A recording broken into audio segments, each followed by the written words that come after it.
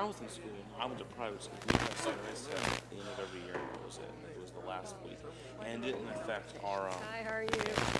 class. You doing better? School to get accredited and rate teachers, but it was very Well, it looks straightforward. like It everything's wasn't moving this- forward. Yeah, so almost done. Oh, And the good, teachers were good. never. It was never like Good luck. teach for the test. It was just like end of the year, for 4 days you handed the test, and that was it.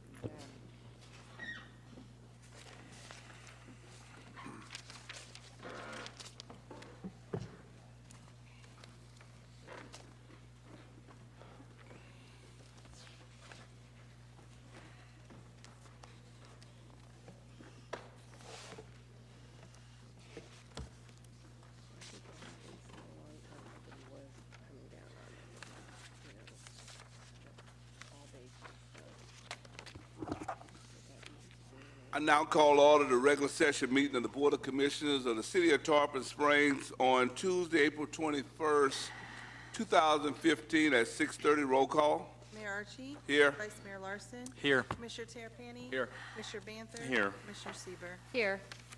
Tonight's invocation will be given by Reverend Bob Russell of Family of Faith Church. Will everyone stand? Please remain standing for the Pledge of Allegiance following. Let us pray. Oh, Heavenly Father, as we ask that you bless these proceedings here tonight, give our council members and the mayor the strength and wisdom to work together by making wise and just decisions that affect the citizens of this great city.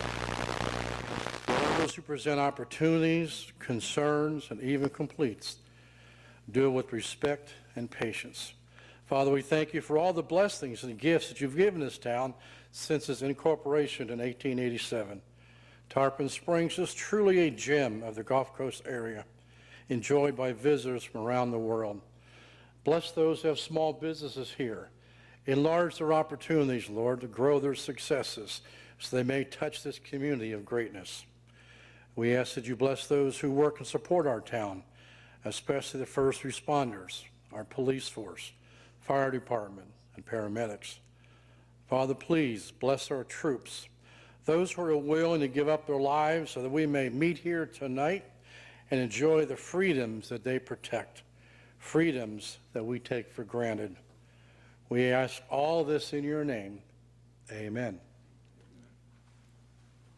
I pledge allegiance to the flag of the United States of America and to the republic for which it stands, one nation, under God, indivisible, with liberty and justice for all.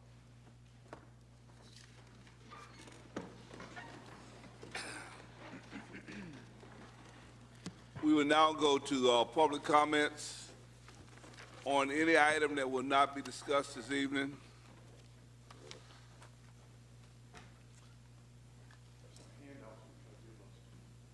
You can hand it to the clerk down there. You got, state your name and address for the record, and you have up to 4 minutes.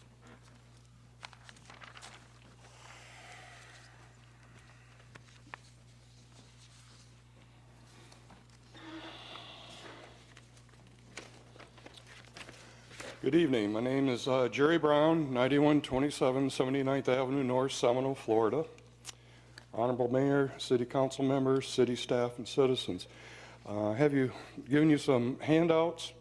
There's a lot more information in there about our webpage called worldpovertyupordown.org, and also an article about William Wilberforce, who in 1833 led the effort to peacefully end physical slavery in the British Empire with the 9-word law.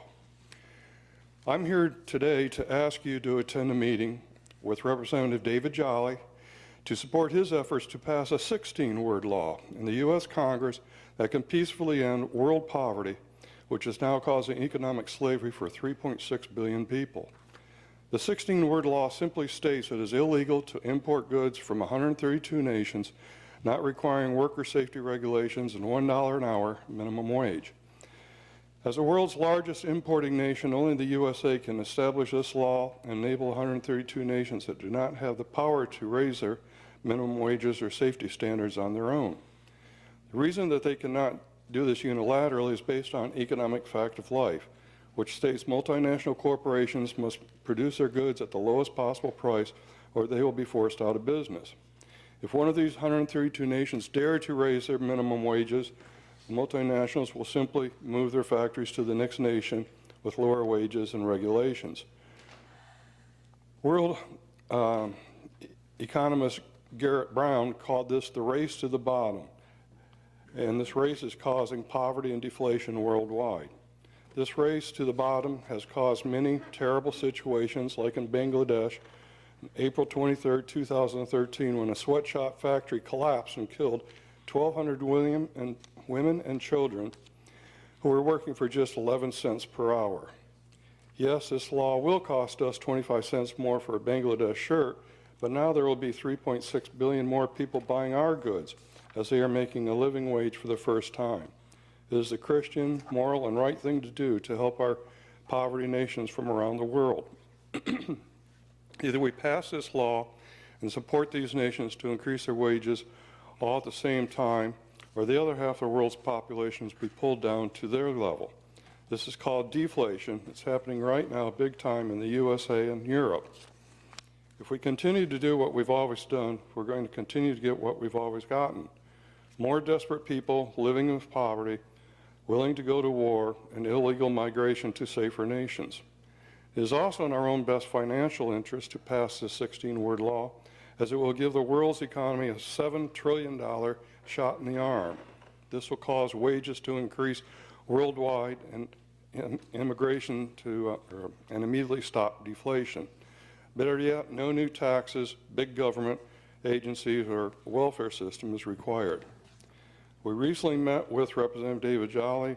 He encouraged us to invite all area city council members and clergy to attend a meeting at Aldersgate United Methodist Church on Starkey Road in Seminole to announce his efforts to get the 16-word enacted. So I'll be emailing you more information on exactly when this meeting is going to occur. This truly is a nonpartisan, non-denominational, worldwide issue, and I thank you for your support and hope to see you very soon. Thank you, Mr. Mayor. Thank you. Any other public comments?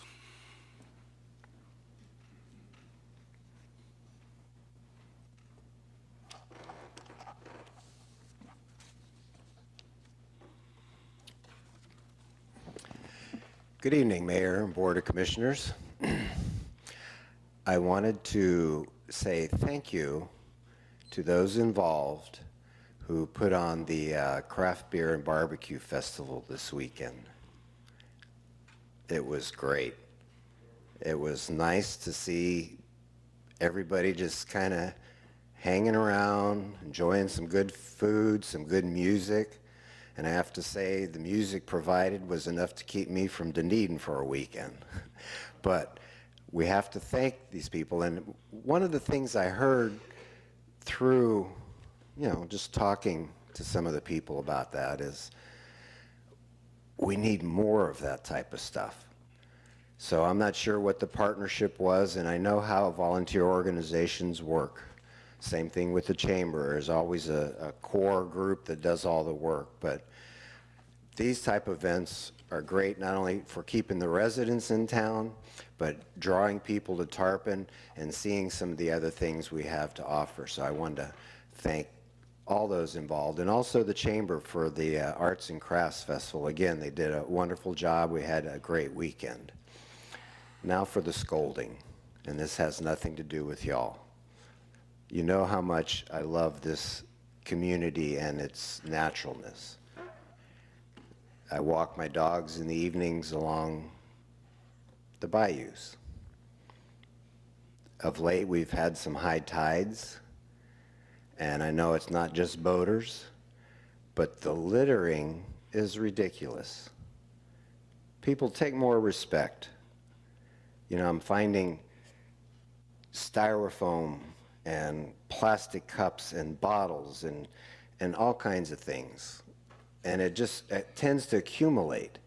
And over a period of time, it just makes everything look trashy. And we have such a beautiful community. So I know when I walk out, I take a bag and I try to pick up whatever is, handleable or recyclable and dispose of it of that. But It really helps if people are more conscious about what they do. When you go out and you take your cooler out, it's full, you don't have any problem carrying it when it's empty.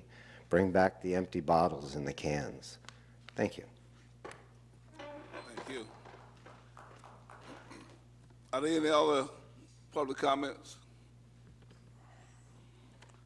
Seeing none, we'll move to our agenda. The first thing we have is a proclamation for Earth Day, and the second one is a proclamation for Arbor Day. And I'm just going to ask that the clerk would let the record reflect that we do have proclamations for both Earth Day and Arbor Day.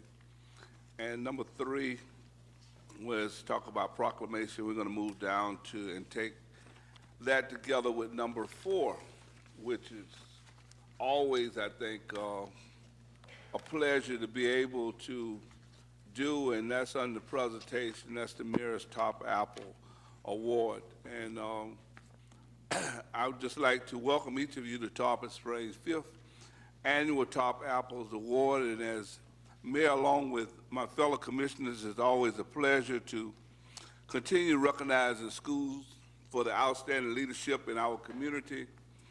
And we definitely believe that it creates a partnership that encourages academic excellence among our students and teachers within our local schools. The Top Apple Award was originated in St. Petersburg under former Mayor Rick Baker.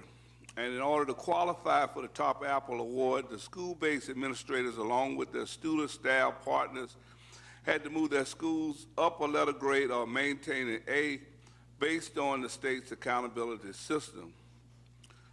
While I know some people might not agree with the system, it's the one that's in place, it's the one that we deal with. So it's how we came to this point as far as which schools would get the Top Apple. First, I'd just like to take a little time to recognize Peggy O'Shea, school board member, Dr. Ken Peluso, school board member, William Corbett, deputy superintendent, Ward Kennedy, area 3 superintendent, Pamela Moore, associate superintendent of teaching and learning services. I see Lori here, Lori Matway, associate superintendent of student and community services. Dr. Marvin Bright, provost, St. Petersburg College, Tarpon Springs campus, and Steve Christopoulos, CEO of Superior Schools. Hopefully I didn't miss anybody, but we definitely thank each and every one of you for coming out to this Top Apple Award. First thing I'm going to do is read the proclamation that we're going to give to the schools. And this proclamation reads, City of Tarpon Springs, Florida, where the City of Tarpon Springs has made education a top priority by supporting and advocating for its public schools, where the City of Tarpon Springs seeks to recognize area public schools for their outstanding academic achievements and accomplishments, and whereas for the 2013-2014 year, Tarpon Springs area schools excel on their FCAT scores, with 6 schools receiving an A grade and met the Top Apple criteria. And whereas thanks to the efforts of committed principals, teachers, school officials, staff, parents, and students, Tarpon Springs area public schools have shown great positive momentum by achieving an A grade during a time when increased standards make it more difficult to maintain and improve school grades. Whereas the City of Tarpon Springs is proud to recognize the 2014 Mayor's Top Apple Award recipients. Now, therefore, I, David O. Archie, by virtue of the authority vested in me as Mayor of the City of Tarpon Springs, do hereby congratulate the Mayor's Top Apple schools: Sunset Hills Elementary School, Tarpon Springs Fundamental School, Tarpon Springs High School, Brooker Creek Elementary School, East Lake High School, and Plato Academy Charter Schools. And what we'll do, if I can have my colleagues, we go up in the front, and we'll turn this over to the city clerk, who will read the names, and we'll pass out the banners and the top apples. This evening, we'll recognize 16 school-based administrators from 6 local schools having an A. Each administrator will receive a customized engraved marble apple, a proclamation, and a personalized banner to display with pride. The first school is Sunset Hills Elementary School. We have Principal Daphne Miles and Assistant Principal Catherine Cesar.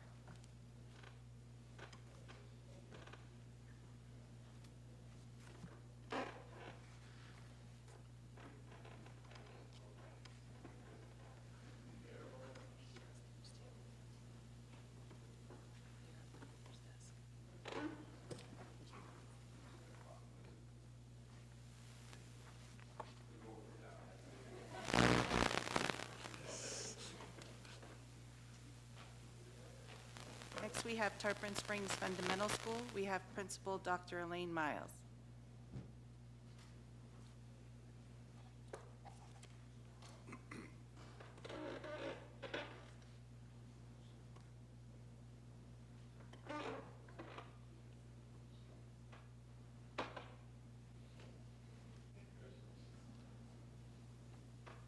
From Tarpon Springs High School, we have Principal James Joyer, Assistant Principal Lisa Fadlitas, Assistant Principal Scott Decatur, Assistant Principal Monica Talley, and Assistant Principal Chris Toscani.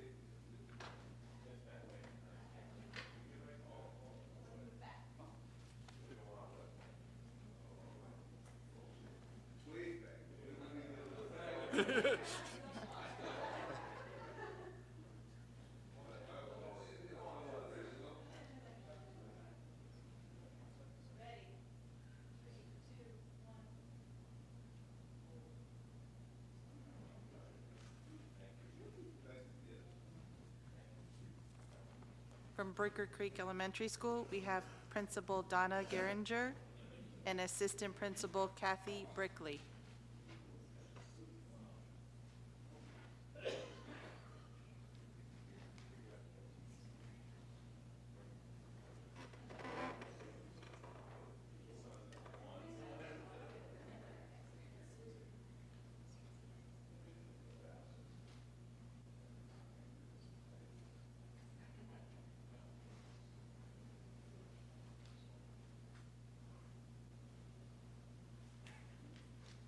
Eastlake High School, Principal Carmela Haley, Assistant Principal Anthony Francos, Assistant Principal Cindy Green, Assistant Principal Sean Anderson, and Assistant Principal Kyle Johnson.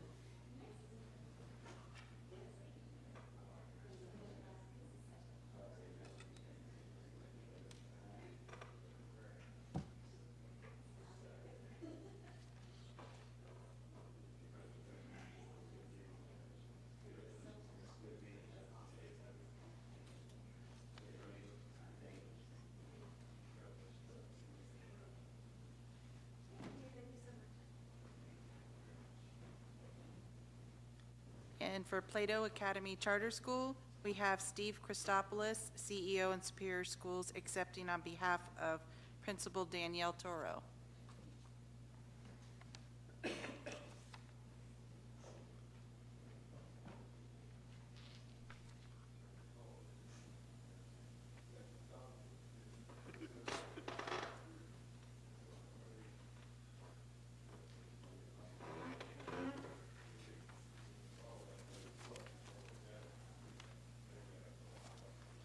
Also this evening, we would like to thank the following sponsors for their generous donations toward this event and recognize them with the certificate of appreciation that reads, "The Board of Commissioners, with sincere appreciation, recognizes and awards this certificate for your generous donation to the 2014 Mayor's Top Apple Award." Those recipients are Ed Hoffman from Hoffman Architects, Chris Alahuzis, Sister Cities of Tarpon Springs. Dr. Marvin Bright, St. Petersburg College, Tarpon Springs.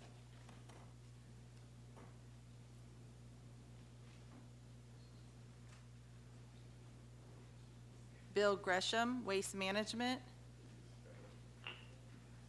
Billy Monteverde, Furman Chevrolet of Tarpon Springs. Tarpon Springs Elks Lodge.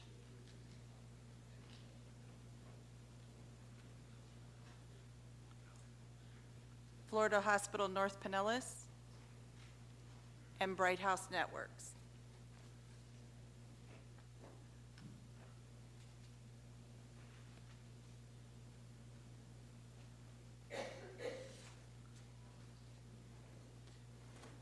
We'd also like to thank the following representatives from the Pinellas County Schools for their ongoing support to Tarpon Springs, and we'd like to present them with a marble apple. They are as follows: Peggy O'Shea, Pinellas County School Board; Dr. Ken Peluso, Pinellas County School Board; and William Corbett, Deputy Superintendent.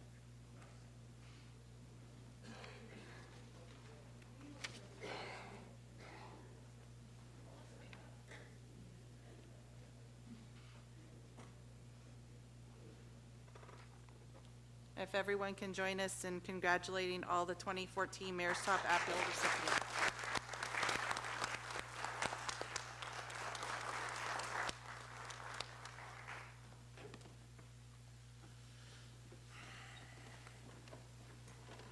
I'd say, again, we definitely want to thank all of the schools first and the students and all of the staff there for their hard work in terms of getting this done. But I would be remiss if I didn't mention and thank Dr. Grego for all of his support as being superintendent. And he had planned on being here with us. And if you know Dr. Grego, if he says he's going to do something, he is, except he's a little under the weather. So we definitely hope that he gets well very soon. We have some more apples that we're going to send down in terms of for the other school board members. You tell them I still love them, even though they don't want to come up here to Tarpon. You know, we love them more when they come, but we understand that sometimes there's other obligations that they have and they can't make it here. But again, like I say, we want to thank all of those schools, and we're looking to hopefully continue this in terms of recognizing our schools. And my personal opinion is that schools are one of the foundations as far as for a community, and that's to be able to educate the residents, which always translate into economic development, because, you know, people want to go and work and be where there are good schools.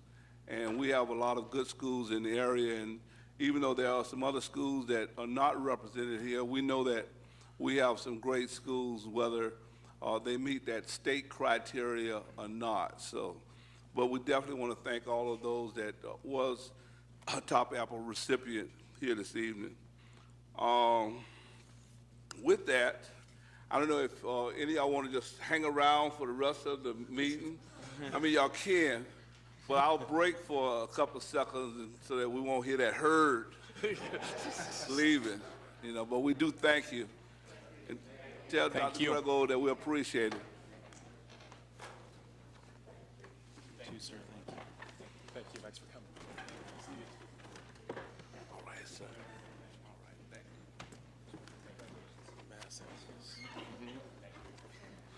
Stick around for the fun. Well, there went our audience. The next thing that we have on our agenda is the external audit report. Terry, you want to start it off? Yeah, we're all going to be loud in the... Good evening, Ron Herring, Finance Director. Tonight we have the presentation of the external audit for fiscal year 2014. We have our independent CPA firm that performs the audit, and we have Laura Brock, partner, and Sue Pagan, senior manager, here to present their findings.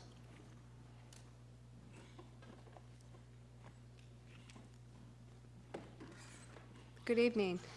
Honorable Mayor, Commissioners, we're here to present the results of the fiscal year 2014 audit. As introduced, my name is Laura Kruger-Brock. I'm the partner with Mayor Hoffman McCann, and this is Sue Pagan, who served as the audit manager. I wanted to thank Ron Herring and his department for always being prepared for us and having all the information ready. We provide very lengthy schedules of information that we need, and he's always prepared for us, and that makes our job a lot easier. I wanted to also congratulate you again for receiving the Florida Government Finance Officers Association, the GFOA Certificate of Achievement in Financial Reporting Excellence, which you received for last year's audit, the 2013 audit. That's the 23rd consecutive year that you've received that award, and of course you've submitted again this year. So that's an annual award that you receive every year, which speaks volumes for your report that's presented, because there's a lot of additional information that has to be included in your comprehensive annual financial report, referred to as the CAFR. So there's a lot of additional information included there, statistical information and so forth, that otherwise wouldn't need it to be in there. But since you submit for that award with GFOA, then you've got to include all that in there. And you also received the Outstanding Budget Award. So you've done a great job with your financial information, and that's what we are involved with, and that's what we look at. So you received in your agenda packet this presentation. I've also handed it out for those of you who may want to follow along. So if you turn to page 2, just want to go through the scope of services. As I indicated, we performed the audit for fiscal year 2014, and we have issued our independent auditor's report on the financial statements. That was an unmodified report, which is a clean opinion. That's the best report that you can get on your financial statements. Included in the CAFR is the management discussions and analysis, and we're just wanting to point out that that portion of the CAFR is unaudited. That's prepared internally by management. It's a great reference and tool of information, so if you didn't have time to read the 200 pages of the complete document, certainly the MD&A would give you a great summary of what had transpired in this past year. Then there's the basic financial statements, all the notes to the financial statements, and then there's a section called the required supplemental information. That's also considered unaudited, and that includes information that's required, like I said, to be included in the CAFR, but mostly pertains to pension, progress, information, contributions, and so forth, and that's included in that section. Since your audit not only is in accordance with the accounting standards, it's also made in accordance with government auditing standards, we have to issue another report, which is called the Independent Auditor's Report on Internal Control over Financial Reporting and on Compliance with other matters based on our audit financial statements. So we have to do additional compliance test work and additional work over and above what normally would be performed for a normal financial statement audit. So we have performed all of the information that we needed and issued a clean opinion on that as well. The State of Florida Auditor General requires us to prepare and issue a management letter, and in that independent auditor's management letter, there are certain items that we are required to attest to and include in that management letter. So we've included that, and that's been included in the CAFR as well. And then this year was a new report that the Florida AG, the Florida Auditor General, required us to prepare, and that's referred to up on the slide as the Independent Accountant's Report. In the past, in the management letter report that we've issued, there was a section in there relative to your compliance with your investment policy and with state statutes. And the Florida Auditor General decided that they wanted the auditors to take a little more careful look at that area, and no longer is that covered in the management letter. They required us to issue a separate report, an accountant's report on looking at your investments and whether or not you're complying with your internal policy and with state statutes as well. So we've issued that, and that's a new report that's included in your financial statement. There were 2 other reports that we prepared independent of the CAFR, which had to be submitted. The first one up there is the EMS report that's required by the Pinellas County. So that's a separate audit report that we have to issue and test relative to compliance with the funding that you receive on your EMS department. And then also there was another report we were required to prepare on the fire department, which was also required by Pinellas County. So we were busy. We had a lot of reports that we had to issue, but I'm here to say that everything went very well, and that was what we had performed. Turning to the next page, since you serve as the governing board of the city, we're required to have certain communications that we need to discuss with you Some of those include our responsibilities under government auditing standards. The first one would be if there were any changes in accounting policies that were occurred during the year, we are required to disclose and discuss those with you, and there were none that we needed to discuss or report. We're also required to inform you of any difficulties that we had in performing the audit, which we did not. As I indicated earlier, Ron was very cooperative and provided us, and with the transition with Aries' retirement, he stepped up, and we worked through that as well, but he did a great job. Audit adjustments, we are required to inform you of all and any adjustments that are made as a part of the audit, whether they're considered corrected or uncorrected. And corrected adjustments would be audit adjustments that were made as a part of the audit that were recorded and booked in the books and records. An uncorrected adjustment, we refer to those as past adjustments, and those would be adjustments that maybe would have occurred during the course of the audit work, but because they fell below certain materiality thresholds, we pass on those because they're not a major item. The reason we keep track of the past adjustments is because an individual past adjustment on its own could be insignificant and may not be material, but when you combine several past adjustments together, they could become significant. So we have to keep track of the past adjustments throughout the course of the audit, and we have different materiality thresholds based on the funds that we're testing and auditing and so forth, and we didn't have any of those to report to you today.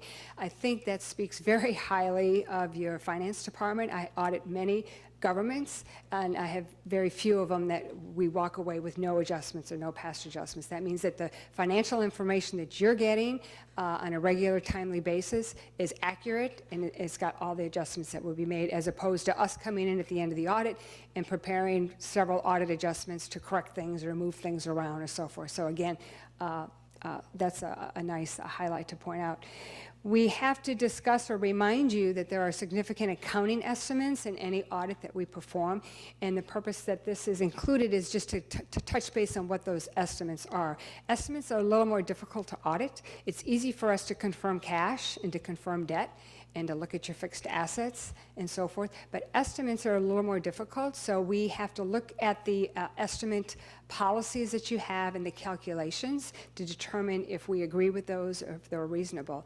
Estimates for you would include the estimated useful life for depreciation. You determine what those estimated lives would be that you would depreciate over the period of the year. Another estimate would be for allowance for uncollectible receivables. So if you've got some outstanding receivables and we look at those to determine are they going to be collectible or should there be an allowance recorded for those? And another type of an estimate would be for reserves, if you've got any claims loss or any types of reserves that would need to be calculated when the estimates are determined, we look at those as well. We have received written representations from management, which is required as a part of the audit. And what that is that management assigns a statement, a letter to us that indicates that they have provided us with all the information that we've asked for. They provided us with grants and contracts and minutes. There's no information that we were not made aware of that we should have been aware of. They weren't aware of any fraudulent activities and these types of elements. So that's required to get as a part of the audit, and we did receive that. There were no disagreements with management during the course of the audit. We are not aware that you had consulted with other accountants. And what that line item speaks to is sometimes entities are not happy with the audit opinion that they're going to be getting as a part of the audit, so they would seek out another accountant and maybe what we refer to as opinion shopping. They would go to another firm to try to get another firm to come in and do the audit. And so they've added that because if you had done any of that opinion shopping or consulted with other accountants in that regard, you're required to inform us of that, and none of that had occurred. And then last, certainly but not least, independence is a key item in any audit, and we're here to say that Mayor Hoffman McCann is independent relative to the city of Tarpon Springs. This is a condensed statement of position, and you can see this has got 2 years worth of information. The first 2 columns is your governmental activities, the second 2 columns, business activities, and then the total on the far right. And so you can see going down the first two columns, your total assets, your liabilities, your deferred inflows, resources, and then your net position. And your net position would be the difference between your assets and your liabilities. And then looking at the first two columns, you can see the total net position didn't change much. It was 75.041 million a year ago and 75.577. It was a change of about $536,000, which was less than 1%. The business type activities, we see there was quite a bit of a change on the total assets. You see that total assets increased from 99 million to 114 million, and primarily you can see the line item that is with your capital assets. So your capital assets in the business type activities had a significant increase, and that had to do with the construction of the alternative water plant. So all the funds that were spent and capitalized in the business type activities. And then moving down the next section for the middle two columns, you can see that your long-term debt outstanding, you can see there was an increase in the due in more than 1 year line items from 43.2 million to 46.9, and that, of course, is the 4.3 million utility grant loan note that you had obtained, so that increased that. So you had the capital assets that you spent, and then you had a utility note that you had received or incurred as well. And then dropping down to the bottom, and again, I'm in the middle two columns, and I don't have a laser pointer to use here, but you can see that the net position section, we would expect that your net investment in capital assets to increase because that number is really a function of your capital assets less any related debt. So if you look at the general, the governmental activities, for example, you see the capital asset numbers up at the top is 45,090,090, and you drop down to your net investments in capital assets, and it's the same number, 45,090, and that's because you don't have any debt in the general governmental activities related to capital assets, so that number would remain the same. However, in the business type activities, we see that your capital assets are 66 million, and then when you back off or offset the debt that's related directly to the capital assets, it's 47 million. And the reason that's just important is to highlight of your total net position or your fund balance or your net worth or whatever you refer to as the assets minus your liabilities, how much of that is included in bricks and mortar and land and infrastructure and so forth. And in your case, this is a significant amount, which is in all governments and municipalities. And then you see the portion that is restricted net assets. So how much do you have that's restricted, that's already been spoken for, so to speak? And then what's left over, what do you have in unrestricted? So looking in the total columns, again, you can kind of summarize that. You can see total assets increased from 176 to 193.5, so it was about a $16.5 million increase, which is about a 9.34% increase. Your total liabilities overall increased from 49.8 million to 57.8, which was a 7.98 million increase, which was 16%. And then when we drop down to the bottom, you had about an $8.5 million increase between the 2 years. The next page is your condensed statement of activities, and this is your revenues and expenses. And so the first sheet we looked at was just the balance sheet, so to speak, and this is what happened during the year. And keep in mind that this is a government-wide presentation, so this includes all the activities of the government, not just the general fund. And this schedule is a little difficult to follow. The first column is your expenses. So you can see your expenses between your governmental activities and your business type activities. And you can kind of pare down and look through the different departments to see what those expenses are. So in the governmental activities, your total government expenses were 23.69 million, and a year ago, I looked it up, it was 22.9. So the change was about $727,000, and the majority of that, the bulk of that, was in the public sector, a public safety department, and that had to do with a lot of overtime for fire and police department. You had some retirements that were paid out for some employees that had left, and then you had additional funds that were spent in the building department because you had filled to your staff capacity in the year 2014, which in the prior year you had not. Looking at the bottom half of expenses in your business type activities, you had 17.261 million in expenses, and a year ago, again looking up that number, it was 16.9. So you had an increase of about $337,000. And then as this schedule moves across the table, the first column, as I indicated, were expenses, and then moving across, those other three columns are revenues. So if you take the first line item, for example, the general government, you had 3.017 in expenses. And then what were the revenues that offset those expenses? How did you recover those expenses? How did you recoup those? The first column is called your charges for services. So these would be almost like direct revenues, like when you're in a business and you've got direct expenses and direct revenues. So what were you able to recoup directly for those expenses? So your charges for services are revenues. The next column is your operating grants and contributions that you may have received during the year, and then your capital grants and contributions. And so as you move across the table to the far right, you see the 2014 totals, and this is showing that you had a loss, if you would, or you didn't receive enough funding in those different areas to pay for those expenses. But that's expected because we haven't included the ad valorem taxes yet and the sales taxes and the other general governmental revenues. That's on the next slide. But this is just showing us that on the governmental activities, just taking your expenses and applying what I would refer to as your direct revenues, you had an $18.7 million loss or deficit, whatever word you want to refer to it, compared to 17.9 a year ago.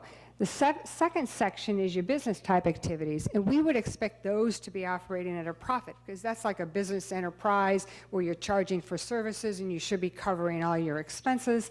And so, of course, your business type expenses were 17.2 million. Your charges for services were 19.6, so you certainly covered the expenses relative to the charges for services, which would be the increase in the sewer rates or whatever other charges that you incurred. And then you add to that your operating grants and your capital grants, and you come up with the end of the year. And you can see, looking at the 2 years, the current year, you had a profit, if you would, or excess of 8.7 million versus 4.7 in the previous year. And the significant portion or reason for that is in that column called capital grants and contributions, and that's because you had received an increase of 4.2 million from the Swift Mud funds that are included in that column for capital grants. So then as you drop down to the bottom, you kind of pick up both the government and the business type activities, and you just compare from the previous year to the current year that overall your loss before we apply the other types of revenues was smaller than the prior year. So last year it was 13.198, and this past year, fiscal 14, it was 9.983. Turning to the next page, as I indicated, that includes just your direct expenses and revenues, and now you receive your additional revenues for the municipality, for the government. So you can see you have property taxes, utility taxes, sales tax, franchise fees, all the other revenues that come in. And for the current year, you had 18.5 million, which was a 1.5 million greater than the prior year. And you can see that the biggest change, of course, some of it was in property taxes, but when you drop down to that line item that says miscellaneous, you can see that there's an increase in your miscellaneous, and that has to do with the sale of the nursing home that had occurred this past year, and that's where that money would have been plopped into that particular bucket, so to speak. So the other revenues that you received of 18.5, if we bring that total carried forward from the previous page, which was the deficit, if that's the right word, or the loss before we apply those, of 9.9, you ended up the year with a positive increase in net position of $8.5 million compared to 3.7 from the year ago. So that was an increase, an add to your net position for the past year. Any questions or comments on that? Turning to the next page, this is focusing on the general fund, and the general fund is where you spend a lot of your time, I'm sure, relative to looking at budgets and numbers, and I'm going to let Sue Pagan address the general fund numbers. Yes, as you can see, your total revenue increased approximately $913,000 or 5% over prior year. Literally every revenue source had an increase: property taxes, penny for Pinellas, franchise fees, electrical fees. Going down to your expenditures, they increased approximately $714,000 or 4%. And as Laura had indicated earlier, a lot of that was under public safety for overtime for police and fire. Also, if you look at cultural and recreation, you had amounts for art development. Under other financing sources and uses, you realize $703,000 for the nursing home sale. That's what was recorded in the general fund. And your net change in your fund balance was $57,000 compared to a deficit of $872 in the prior year. And that primarily is due because of the sale of the nursing home. On the next page, excuse me, this is an analysis of your fund balance of your general fund from 2011 to 2014. If you look at your unassigned fund balance, it's $8.8 million, and your total fund balance is $16.7 million. The unassigned fund balance you can spend at your discretion. As a measure of the general fund's liquidity, it's useful to compare the unassigned fund balance to total fund expenditures, and you are at 42.5%. That's approximate decrease of $305,000 from prior year, but very, very healthy. Most governments, I think we see, are around 15 to 20%. On page 9, in regards to prior year material weaknesses, significant deficiencies, or recommendations, there were none. We also did not have any material weaknesses, significant deficiencies, or recommendations in the current year. Everything went great. And on the last slide, I wanted to point out there's some upcoming government accounting standards that will need to be implemented.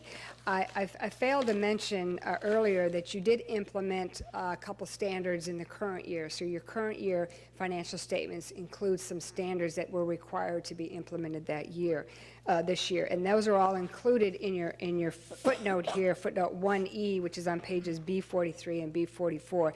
But basically, GASB 67, which I spoke to you about a year ago, was required to be implemented. GASB 67 is the financial reporting for pension plans, and all the requirements for you this year was pretty much just disclosure information for the defined benefit plans. So when I spoke earlier about the required supplemental information, the RSI, there was additional disclosures that you had to have included in the financial statements to meet the requirements of the standard.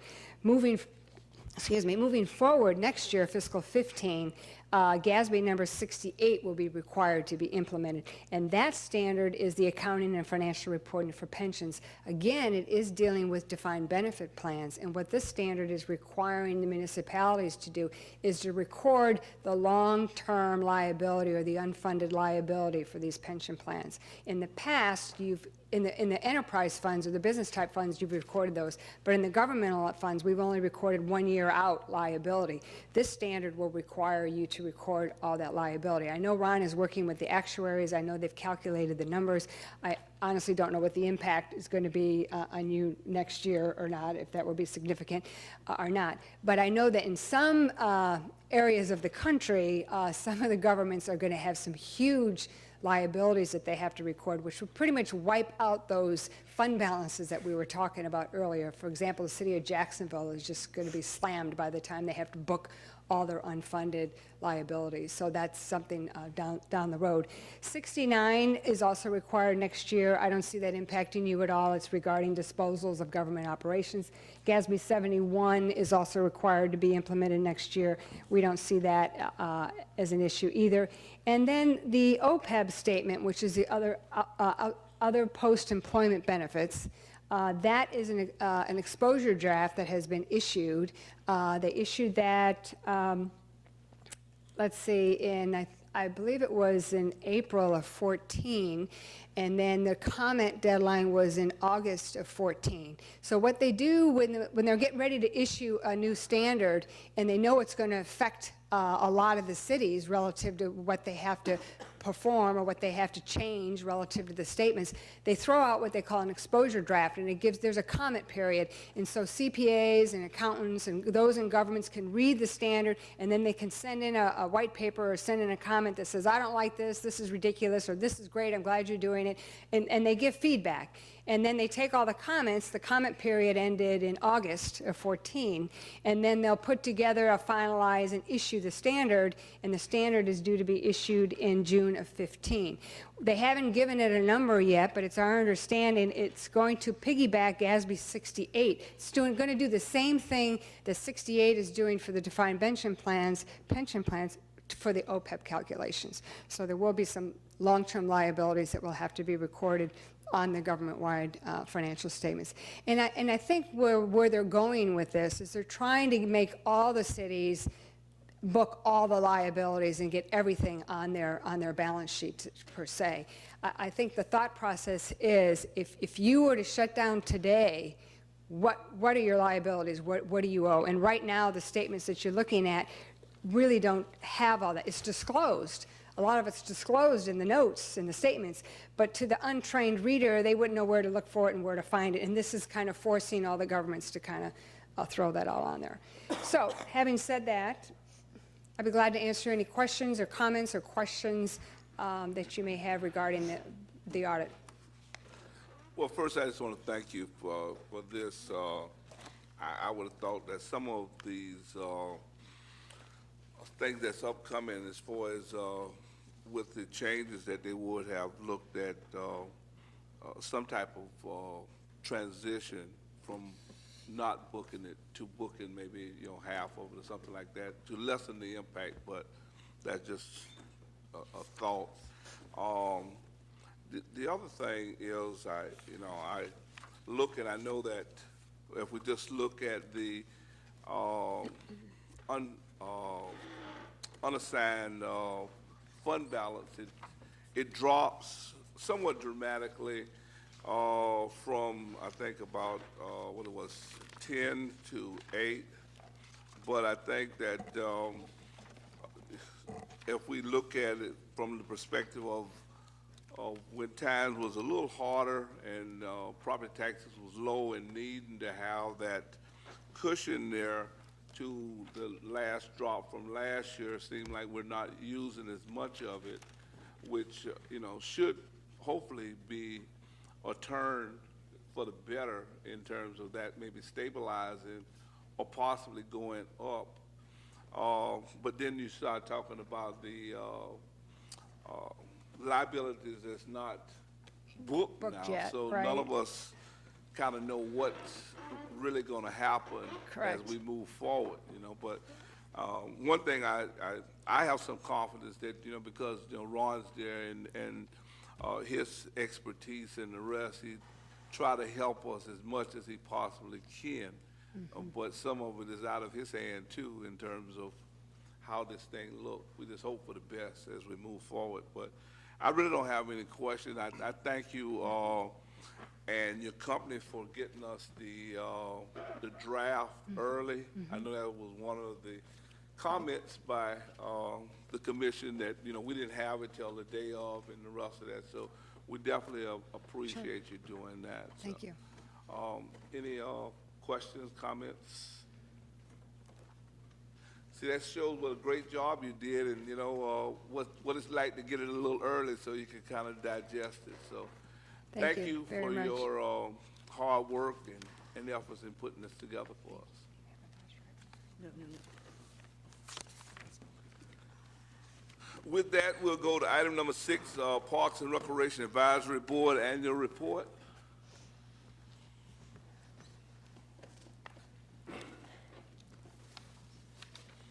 Good evening.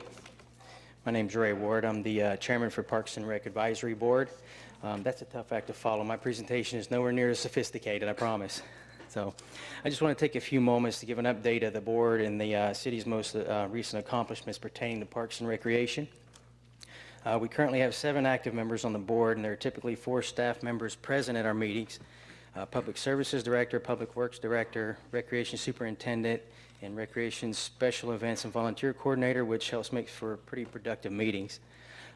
We recently sought out citizens to come to our meetings to give us their ideas and opinions for current and future city events and discuss any gaps we might have in our event schedule.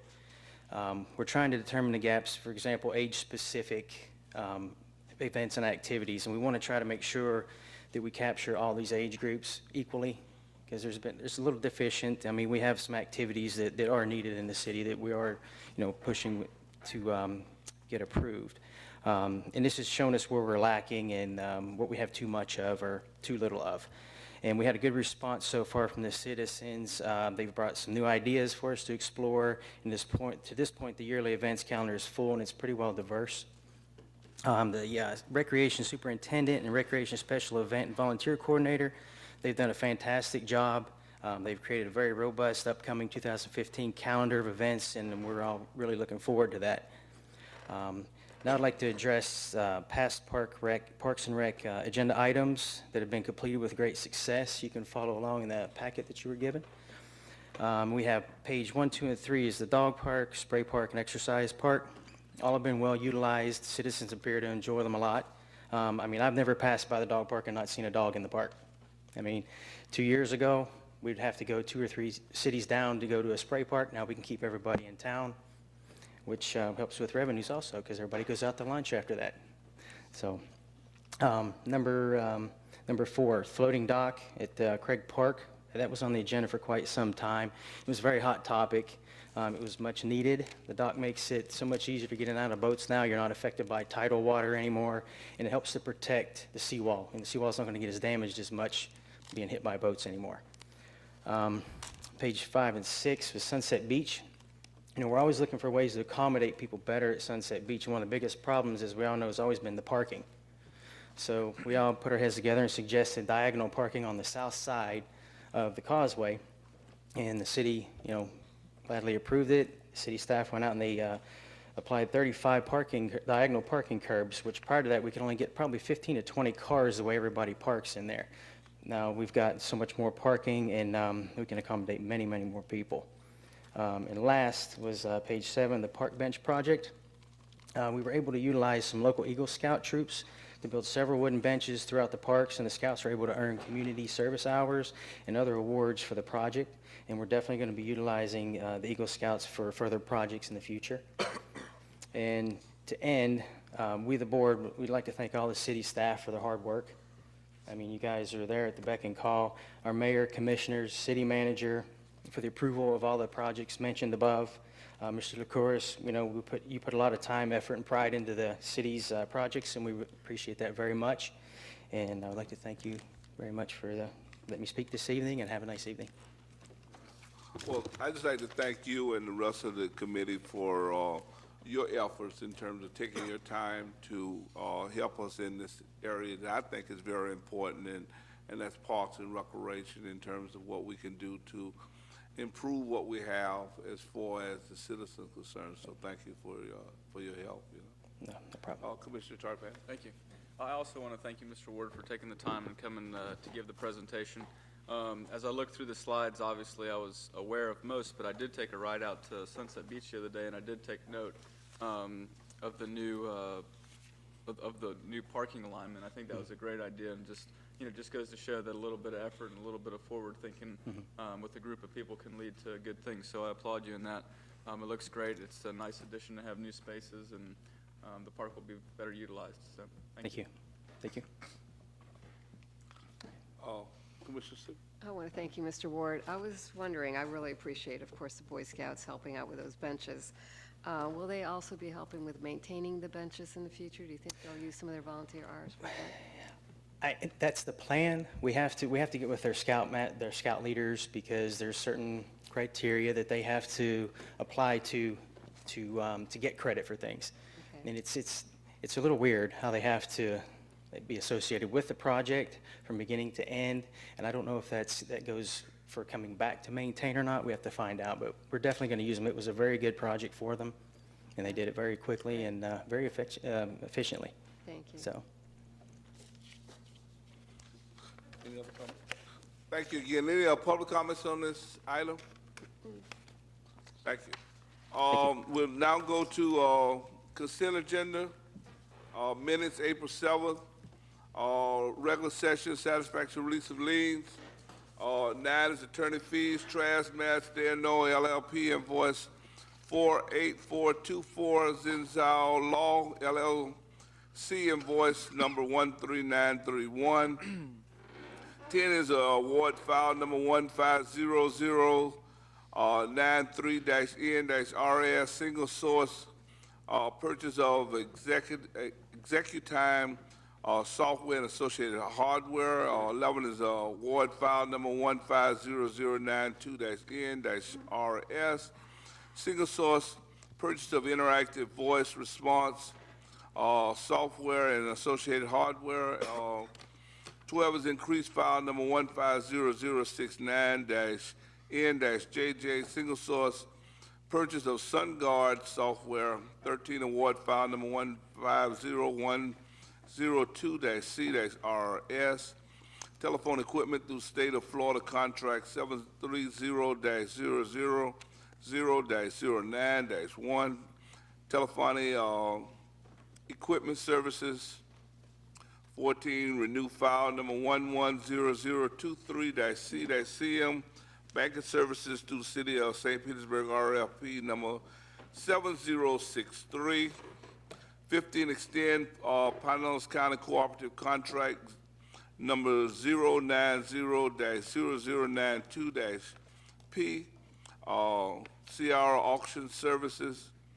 16, renew RFP number 110050-P-CM, debris removal disaster recovery services. 17, approve additional services authorization number 1 for RFQ number 140100-S-JJ, Performing Arts Center renovations. 18, award file number 150101-N-RS, single source purchase of Vitec 1400 scale inhibitor. 19, award file number 150094-N-RS, single source purchase of Cal Flow Lime slurry. Any items anyone would like to pull? Any more information? Commissioner Seaver? I just had a question on item 10. It seems a little high to me, that first-year annual maintenance and implementation of training for that Executime software. For the first year, I was just wondering if this figure is going to be an annual amount, or will it decrease on the second year? That would be on item 10.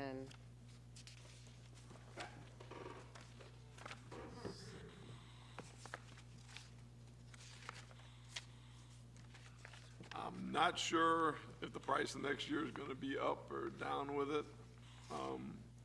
I do know that it's been through several different processes of if it's, proper in the industry.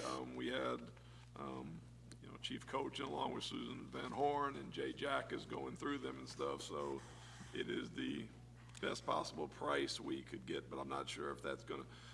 I think you're dealing with some training and with it, some other things where hopefully it'll go down as the things go. The first year is usually the toughest, but I can get that information for you. Okay. It's been vetted with those three people, and that's the price to do these things. Mark, I didn't know if you wanted me to respond to that, but that does involve implementation and training. I think the annual maintenance fee, I don't have the number, but I can't remember if it's between $5,000 and $10,000. If you're looking at that $43,625, yes, that includes like I say, the implementation and training. I don't have the breakdown of it exactly, but it's not that much. Down, in the future. Yeah, the price of the $5,000, whatever that portion will probably stay consistent, but everything else was lumped into that price. Right. Thank you. Thank you. With that, Chair will entertain a motion. Move for approval. Second. Any public comments on this item? Roll call. Commissioner Sieber, Yes. Commissioner Banther? Yes. Commissioner Terrapini? Yes. Vice Mayor Larson? Yes. Mayor Archie? Yes. Special consent, item number 20, authorize execution of contract for purchase of vacant land. I'm bringing this forward to you. As you can tell by the backup, we had an offer on this for the city to buy this property before it even was the city's. Apparently, it was some property that others in the county knew they were going to take for whatever means they were going to take it. As you can see, we were first approached in December. I guess the people knew that the people who had lot 18 and 20, which at the time, and I found out this week, was still listed for $10,500 until city clerk sent the documentations of it, says it's already been owned by the county and now the city, so you should probably take it off your property list. But so when you see the date that it was offered to us, I guess these individuals already been told by the county when they get possession of it, it's going to go with the city. So we have been going back and forth on number 19 to buy. The price they started with was somewhere around the 10.5, which I provide you some additional information from the property appraiser, which is probably where they got from the sales comparisons. I can tell you, though, those two properties that are ours now was on almost 300 days and didn't sell. These properties are on the dead end of Diston. If you know the mound that ends Diston, on the other side of the mound is lot 17. Lot 17 and almost everything you see on the little map on page 3 is owned by Habitat for Humanity, with the exception, I think, of 1 or 2 that are owned by the Housing Authority. So when you look at the map from 17 through 25 through 10, and then down 11 through 4, all of that is Habitat land. Now, in March, we got the final position that lots 18 and lot 20 is ours, and the offer that they've gotten down to for me to bring you to consideration for lot 19, for the city to own that, we're in essence, from 17 on down, and the whole other column would all be owned by government or Habitat for Humanity. That price is an $8,000 price. Realistically, it's at the end of that mound. You see where it is, and there's no road, there's nothing to it, so who knows how long, it would sit open, and what the value would be. It did have a property jump. If you jump by the property appraiser, it went from about 4,000, I think, to the 7,700 that it is now. So the offer is now, there are several choices. We can either decide to close that piece and get it now, or sit and wait and see where things go for other things. But we did say that we would bring this before the commission with their final number. They came to 8,000 to see if at this time the city would want to purchase that piece of property and to make the city own 18, 19, and 20, and then the property surrounded owned by Habitat for Humanity. Those properties a long time ago, I don't know how long, there's always envisioned some type of neighborhood there, whether it be affordable houses, Habitat building those houses, but those ideas were probably 15, maybe or more years. I think they've held this property maybe since the late 90s or 80s or something. It's been a long time, and it's still sitting woods and forest and stuff. Obviously, in the future sometime, that will be a whole area that could be developed somehow with affordable housing, homes, or other type of homes in the area. So the decision now, if the city wants to close the one piece of property that's not owned by them now, or because of the price, are going to pass now and go to another time. So I brought it to you to leave in your hands to decide on. So if we don't purchase it, then what's going to happen with it? Well, I gather they'll keep it, they'll put it on the market and sit. Again, it's going to be very difficult to develop individually, because you've got, on the other side of 17, you've got the mound and no road that leads to 19. The possibility of something going on there or somebody acquiring it. 18 and 19 were acquired. I think 18 and 20 that we ended up with were some investors who bought it from a land sale or something. Obviously, they had no luck at selling it for 10.5, and somehow they forfeited. The county ended up with it and stuff. So, but it's just a thing. Do we, does the city take care of it now and close the whole end, or do we wait and see what happens a later time when again, there's been nothing come to develop that whole area by either habitat or anything. It's been sitting a long time, so it's just, is now the right time at that price, or, you know, would you want to wait and see where things go in future years or down the road? I personally, I don't have a problem in doing it. I think that if we're gonna wait and see as far as what's gonna happen, more than likely the price is only gonna go up if we decide that we want it. I mean, right now it's just gonna be one of an investment because we have the other two, with the thought that there's the possibility of doing something down the line, but. Another note where this money is going to come, because I know we talked about where, and I know there's some other ideas down in the future from some of our funds like land preservation, but in the nursing home money, there's some savings there and stuff, so there's enough savings to make this purchase of land from the nursing home. Again, you know, the nursing home property we're putting back into our buildings and stuff, so that's where the money would not come from the land preservation fund or the other ones. It would come from a savings from the nursing home money in there. So that's the identified source that I would recommend if we go forward and purchase from, that we purchase, so it would not affect that land preservation code, the monies that are in that for later on. Commissioner Tarpon. Thank you. Mark, in your discussions with these people that are wanting to sell this lot, has there been any discussion if they would potentially want to buy our lots? No. Okay. No, and Mr. Metz from that office, there was no indication they wanted our lots to, they just wanted to give us theirs. Well, if they want to buy our lots, you know, for $8,000, then I would say sell. Have you done any research to see, you know, if these lots are conforming, if we wanted to sell it for somebody to build a single-family home or anything like that? I mean, they're relatively small. I mean, they're 47 by 86. So, I mean, you know, before we jump into it, I just want to, you know, I'd like to know if it's even conforming as an individual lot, if somebody could even build something there, because if it's not necessarily conforming, you know, for whatever zoning class is in that district right now, then it's clearly worth less. I mean, do we have any identified use for this right now? No, the only thing and the only reason why I entertained and brought it forward with all the property around there being owned by Habitat and us and stuff. Right. It's in the future could be a whole project of some kind, whether Habitat and us, you know, turn it over to somebody else to develop, or they develop it, or in combination. It's just all that land you see around there is owned by, again, will be owned by Habitat or and us, except for that lot 19 and the housing authority. So, I mean, in the future, there could be some, you know, there's affordable houses built or something along there, that there could be a prospect down the road.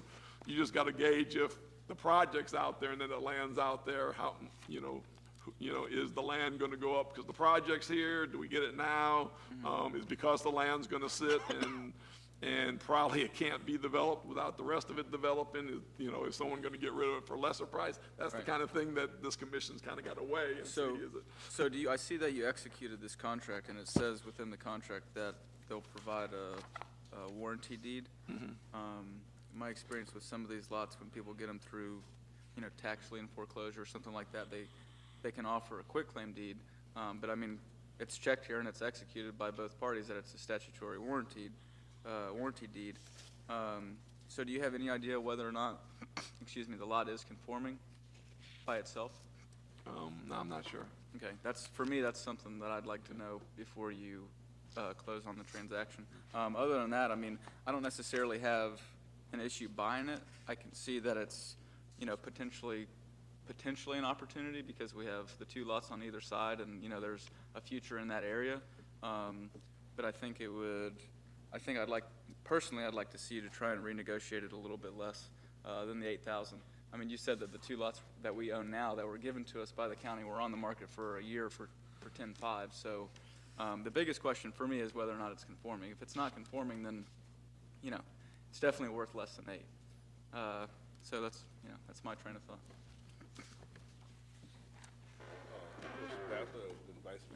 Yes, I have some of the same concerns, and I mean, I see the picture. Obviously, we have the lot on either side, and it makes sense to get the lot in the middle. but we have no planned, we have in mind what this could be used for, and we definitely need, for sure need better, affordable housing options, but we have no, specific plans for this area. And I just, I see the reasoning behind it, but just for spending $8,000 when I know that can be used elsewhere, especially with the questions raised tonight about it being conforming, I would need to know that as well, before making a decision, because, to me, it's just, we're spending $8,000 to buy a piece of land that's going to be vacant, for quite some time. And I see the reasoning behind it. It's definitely not crazy, but I just don't, spend the money. I just want to make sure we're getting the best deal, because it looks like a piece of land that could maybe go for just a little less. As far as the contract goes, are you able to negotiate further, or? Well, what it says, what that contract was, is the clause in there Mr. Metz put in there was conditioned on the commission. So theoretically, if that's the opinion of everybody, you would turn down, I believe, the contract. You would not vote for this contract, and then we could go back, look at that, and negotiate a lower price if that's what you feel. So, I'm sure the contract is contingent on what you say tonight. So it's not a contract that we're into. You decide tonight if it goes further or not. So I would say if that would be the case, you decide not for it to go forward, and we could send Mr. Metz back to him and tell him the concerns and the price, and see if, and in the meantime, check on the conformity and see if we can get a different offer for them. Well, that'll help, but still, some of my overarching concerns is that there's a lot of, I shouldn't say a lot, but there are some,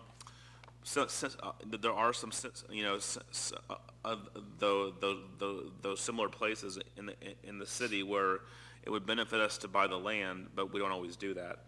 And just, trying to, and, if we had something a little more concrete that we were going to do with this, or knew something down the line that had some weight to it, it would be easier to, say yes to go ahead and do this. I realize it's not a huge sum of money compared to what we spend on land, but just to buy a parcel of land because it's convenient at a price that I think is a little high, that we have no planned project for, I just have a little bit difficult time with that. Thank you. I don't really have much to add. I do, first of all, I do want to say that I appreciate the city manager bringing this to us. I think it's something worth looking at. And I also appreciate the fact that the funding source was coming from the nursing home sale proceeds. When we made that sale and received those proceeds, I think it's important that we look at spending some of that money on land. And I know some of the money went into the Land Preservation Fund. I think that was important. But I think it's good that we're looking at utilizing those proceeds for this type of an opportunity. Having said that, I do think both Commissioner Tarpon as well as Commissioner Banther brought up very valid concerns, particularly whether or not it's a conforming lot. So it sounds like we kind of continue to look at this thing but not approve it tonight is, I guess, the direction we're probably going to go. I'd have to agree. I would have said yes, except I think that, both of Commissioner Tarapani and Banther's comments made me think twice as far as negotiating a better price, especially. Just wanted to say one other thing. I definitely, like Commissioner Larson said, or Vice Mayor Larson, I appreciate, Mark, you bringing the opportunity forward to us. But, we always have to remember that anytime we buy a piece of land, then it's off the tax roll. So, we may hold this land for 10 years. Well, who's to say that, in 10 years we couldn't have collected all that tax revenue by the city not owning it? So, it's definitely important to weigh the decision and play the devil's advocate on all scenarios.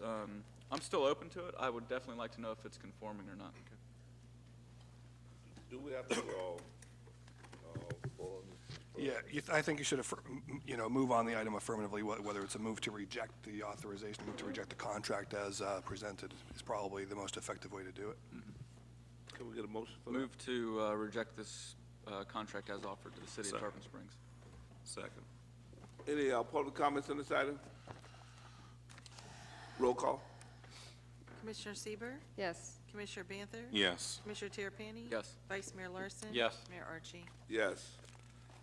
Next item we have is item number 21, is under ordinance and resolution. That's resolution 2015-18, application 1508, conditional use permit, series of 4COP SRX Special Restaurant License that's at 734 Pinellas Avenue. This is quasi-judicial. Thank you, Mr. Mayor. Resolution 2015-18, a resolution of the City of Tarpon Springs, Florida, approving application number 15-08, requesting a conditional use to allow a restaurant with the on-premise consumption of beer, wine, and liquor, 4COP-SRX Special Restaurant License for property located at 734 Pinellas Avenue, providing for findings, providing for conditions, and providing for an effective date. It's Resolution 2015-18 by title only. This is quasi-judicial. We also have quasi-judicial hearings on item 22, the Lowe's Development Plan, and item 27, the vacation of the right-of-way on Tallahassee Drive. So if you're here for those items this evening, I would ask for you to be sworn at the appropriate time.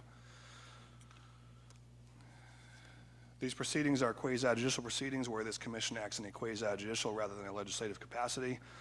At such a hearing, it is not the commission's function to make law, but rather to apply law that has already been established. In such a hearing, the commission is required to make findings of fact based upon the evidence presented at the hearing and apply those findings to previously established criteria contained in the Code of Ordinances in order to make a legal decision regarding the application. The commission may only consider evidence that the law considers competent, substantial, and relevant. If that evidence demonstrates that the applicant has met the criteria, then the commission is required by law to find in favor of the applicant. By the same token, if that evidence demonstrates that the applicant has failed to meet the criteria, then the commission is required by law to find against the applicant. There is a procedure which will be followed at this quasi-judicial hearing. All witnesses must give their testimony under oath. All persons testifying must give their name and address. All testimony and questioning must address matters that are relevant material to the issues under consideration. The city staff will present its testimony and evidence first. The applicant will then have an opportunity to cross-examine the city staff. The applicant will then present its testimony and witnesses. The city staff will have an opportunity to cross-examine the applicant's witnesses. Members of the public opposing the application will be given the opportunity to present testimony after all members of the public speaking in opposition have concluded. Members of the public in support of the application may present testimony. Each member of the public is limited to 4 minutes. The applicant will then have the opportunity to make a closing argument or summary, after which city staff will be given an opportunity to make a closing argument or summary. Following this, the commission will consider the matter. Commissioners may ask questions of witnesses. A motion will be made and a vote will be taken. At this time, I would ask the commission to disclose any ex parte communications on the present application, Resolution 2015-18. Seeing none, I'd ask for all witnesses, again on items 21, 22, and 27, to please stand, raise your right hand, and be sworn. Do you swear or affirm that the testimony you're about to give in this proceeding is the truth, the whole truth, and nothing but the truth? Mr. Mayor? We'll start with the staff. Yep.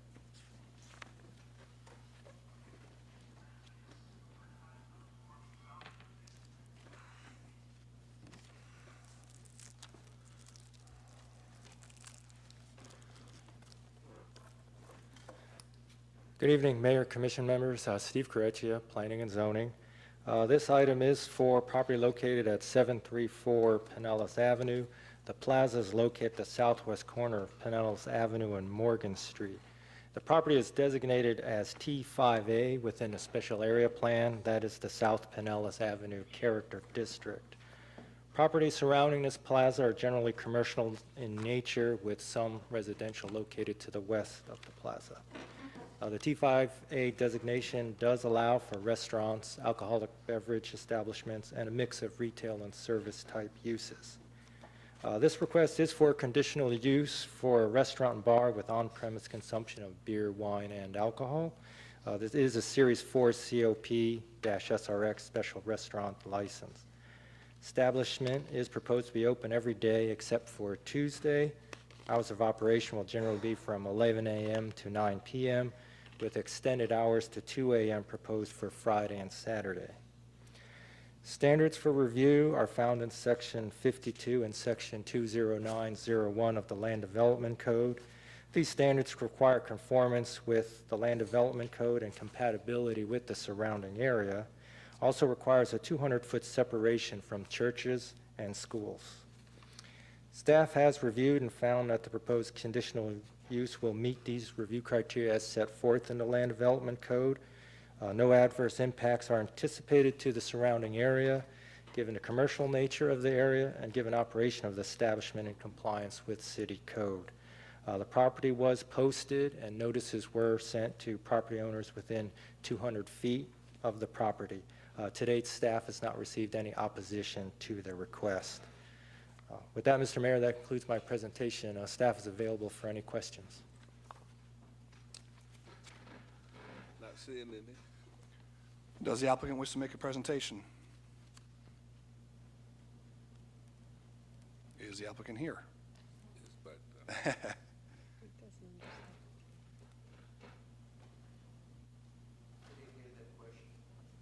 Do you wish to make a presentation on your application tonight?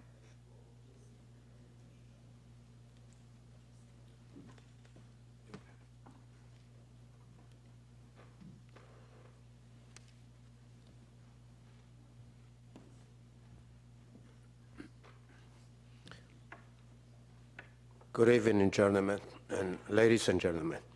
My name is Telly Fioris. I came before the board to apply for a restaurant and liquor license at the 743 South Pinellas Avenue.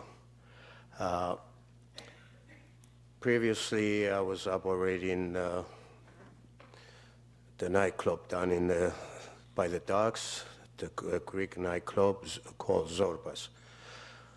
I wanted to extend my business to a restaurant because down there I had no, because a license, the type of license that I had requires that I sell 51% of food and 49% of liquor.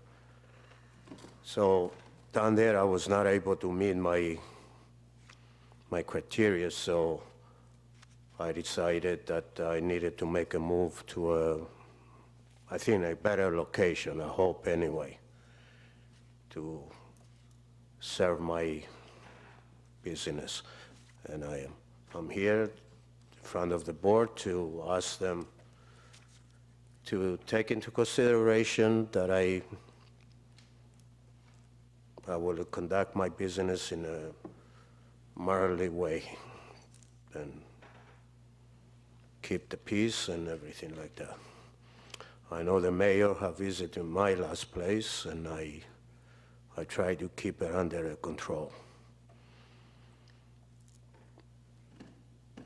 thank you. Questions?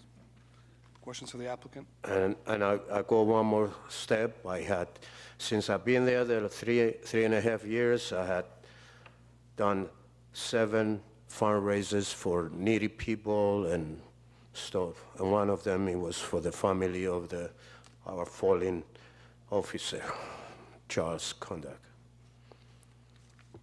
Thank you. I don't think there's any questions for you. So. People, actually the last one, it was for one of my singers, which he came down with diagnosed with a lung and cancer, and he's into his bones right now. So we'll pray that God gives him a little more time to live. I thank the board. Are there any members of the public wishing to speak in opposition to this application? Seeing none, are there members of the public wishing to speak in support of the application?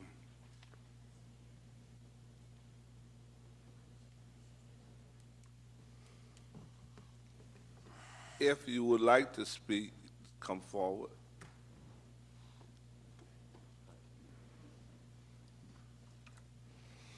Peter Delax, 514 Ashland Avenue.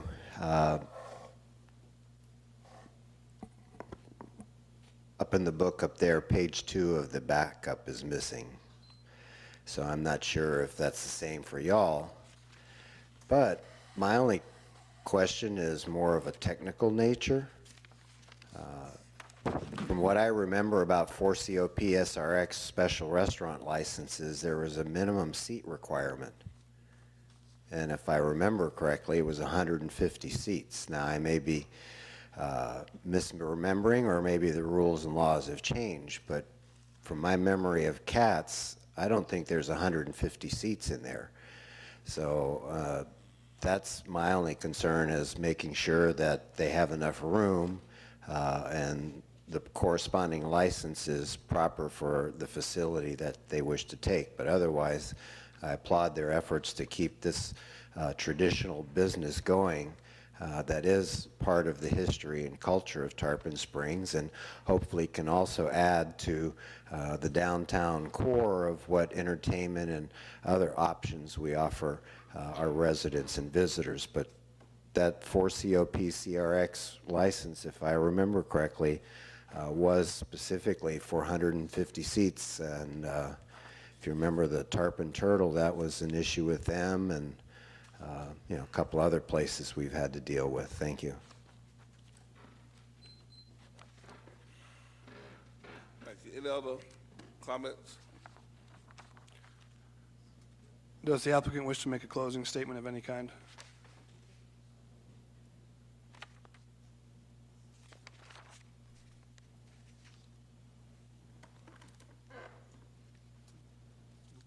Don't seem like it. Staff? No additional information. Mr. Mayor? Any questions, comments? Commissioner Tarpon? Thank you. So, based on what Mr. Delac has said, I mean, obviously the restaurant can be reconfigured from the time that it was Cats until the time that it is now. But what we're doing at this level is just to say, if you obtain the proper licensure, you can have a 4COP licensor, correct? Correct. Thank you.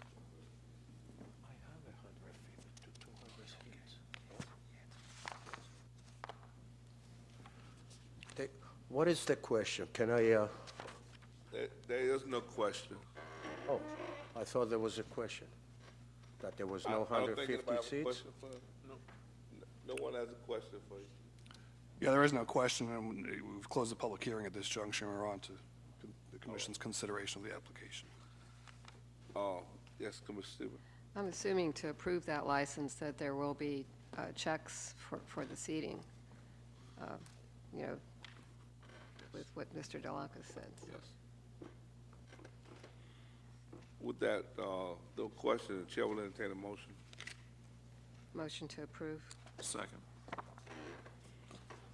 Roll call? Commissioner Sieber, Yes. Commissioner Banther? Yes. Commissioner Terrapini? Yes. Vice Mayor Larson? Yes. Mayor Archie?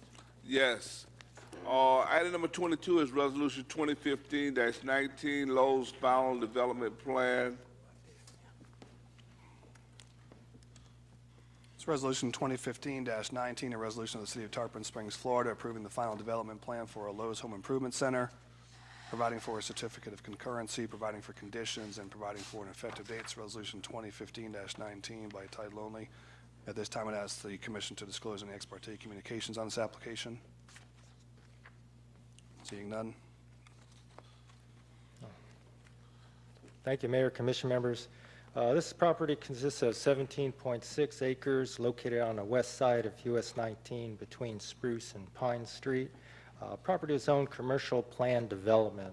Preliminary development plan was approved in 2008. Final development plan approved in 2009. However, that plan has since expired. With Lowe's ready to now move forward, a new final development plan has been submitted. This new plan is consistent with the prior approved final and preliminary development plans. This plan consists of 152,245 square foot Lowe's Home Improvement Center on that 17.6 acres. Review criteria for plan developments are set forth in Section 79 of the Land Development Code. Staff finds that the final development plan will meet these review criteria as is consistent with our comprehensive plan, compatible with the surrounding area and environment, and the transportation of public facilities will be adequate to serve this property. In accordance with Section 83 of the Land Development Code, the applicant is requesting a waiver to the minimum parking requirements for the site. They have submitted a parking study indicating that the customer demand for parking spaces is much less than a number of spaces required by the Land Development Code. Currently, the Land Development Code would require 526 spaces for a building of this size. The study stated that 251 spaces would be what they would see for customer demand for parking spaces. With this site, they plan to provide 403 spaces. So after analyzing the study, the information they provided, the several times of the year that they measured it through the 12 stores within a state, staff does support that request for a waiver to the minimum parking requirements. Technical Review Committee has reviewed the final development plan and its request for waiver, and they recommend approval as well. As such, staff recommends approval of Resolution 2015-19, approving a final development plan for this Lowe's Home Improvement Center. Mr. Mayor, that concludes my presentation. I'm available for any questions. Any questions now? I don't see any. I have a question, Mr. Mayor. Oh, Commissioner Tarpon? Mr. Kresha, the waiver for the parking, was that part of the original submission, or that's part of this submission? Mr. Mayor, board members, it was part of the original submission. We need to formalize it again through this final development plan. So. I don't have any issue with it for the record. I was just out of curiosity. Okay, thank you. Any additional questions from commission? Seeing none, does the applicant wish to make a presentation tonight?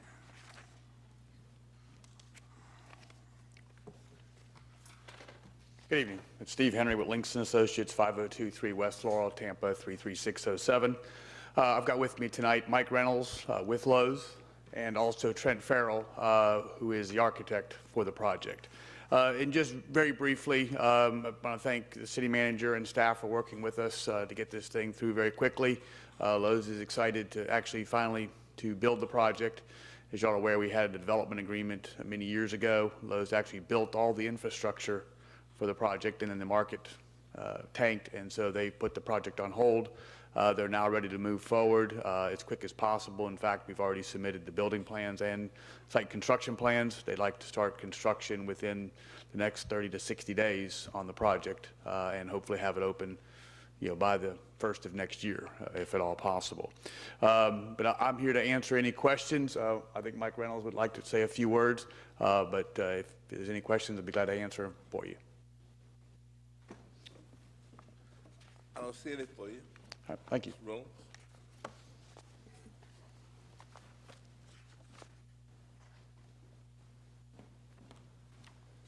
Good evening. Mike Reynolds, 1605 Curtis Bridge Road, North Wilkesboro, North Carolina, employed by Lowe's Home Centers, LLC. I just wanted to echo a couple of things that Steve Henry, our civil engineer, mentioned to you about this project. Certainly Lowe's is very excited to regain some ground and get some more foothold on finally an opportunity to come to the city of Tarpon Springs. I want to applaud your staff, your city manager, folks that have all had a part in this project over the years. I was talking to Steve a few minutes before our hearing, and I've worked on this project for 10 years. Started work in 2005, and out of my 20 years with Lowe's, it's consumed about 10 years of my career. So I've got a lot of time and heart invested in this project, as well as our consultants that have been part of our team to develop this project. And certainly I'm excited and finally feel some vesting to finally get an opportunity to have Lowe's become a corporate member with the city of Tarpon Springs. And I'm certainly available to answer any other questions that you might have regarding Lowe's, and certainly Steve is here and our architect is here as well as you review part of the package of your information that's in front of you for approval, and just look forward to getting started on our construction as soon as we can. Thank you. Are there any questions for the applicant from commission? I don't have any question. I just say now, Mr. Rose, I kind of feel for you in terms of your 10 years. I don't have that much time involved with it, but I can tell you this is getting close to my 6th year for as being mayor, and I was involved with the project while I was out of office. So I got a little time in terms of trying to bring this project to Tarpon. So we definitely appreciate Lowe's thinking that Tarpon is worthy and can present the type of environment and atmosphere for them to be successful. So hopefully this will happen before you or I decide to leave. I'm probably gonna leave a little sooner than you, though. Maybe so, but yeah, we're definitely excited. Looking forward to being here. Sure are. Anybody else? Are there any members of the public wishing to speak in opposition to the application? Members of the public in support?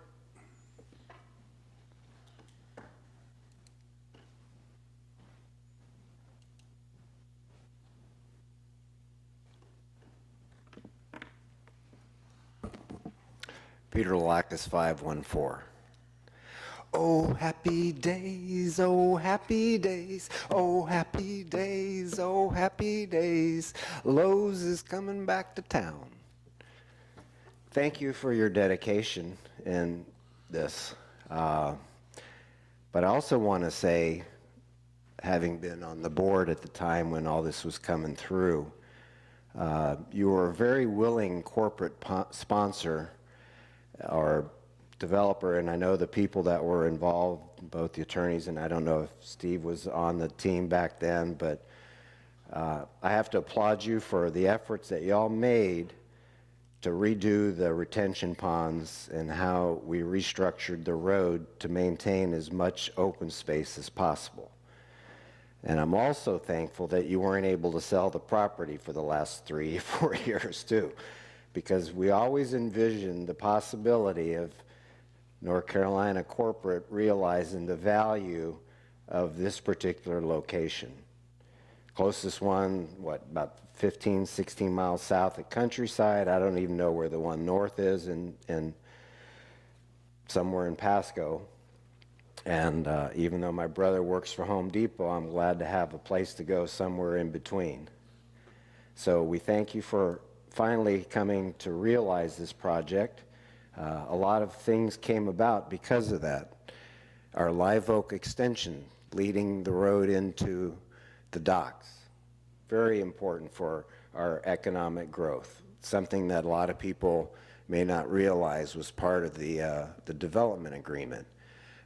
Also part of what connecting, what is it, Jasmine on the other side, if I remember correctly. So I don't know if we're going to get money out of Lindiakis to finish that road on that side, but hopefully we can, make that light even more functional.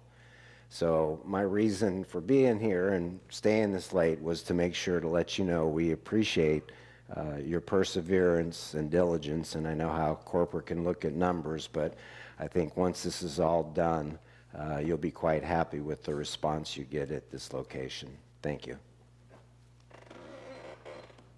Also, just to piggyback that on for a second, I want to thank Steve because he has been a part, along with myself and the mayor, having to make a trip to Tampa. Ever since the Lowe's project went out, there was attempts to take that light away. All of you and employees at City Hall and the connection with the docks know the importance of that light. And it was, it's sometimes difficult dealing with FDOT, and despite the fact you'll say if you take it, there's going to be lives lost at the intersection. Again, the mayor and I had to make a trip, but Steve, even outside, was influential in helping us make the argument and keep that light there and hold them at bay until now we have a project where they can't touch the light. So I want to thank you for working with us on that. And of course, I can't leave Karen Lemons out because even when they said they weren't coming, she's been a bulldog at keeping up with them, sending them every piece of development that's coming in, everything going, just making the case to make them people probably tired in the corporate offices of her sending them stuff and let's build the store so Karen Lemons leaves us alone with all this stuff coming in. So thank you to both of you and your efforts too with this to make this finally come about. Are there any other members of the public wishing to speak in support of the application? Does either city or applicant wish to make a closing statement? Mr. Mayor. With that, Chair will entertain a motion. Move approval. Second. And I just take this time to thank Karen for all of her efforts and thank the city manager. This project would be taking a little longer without the light.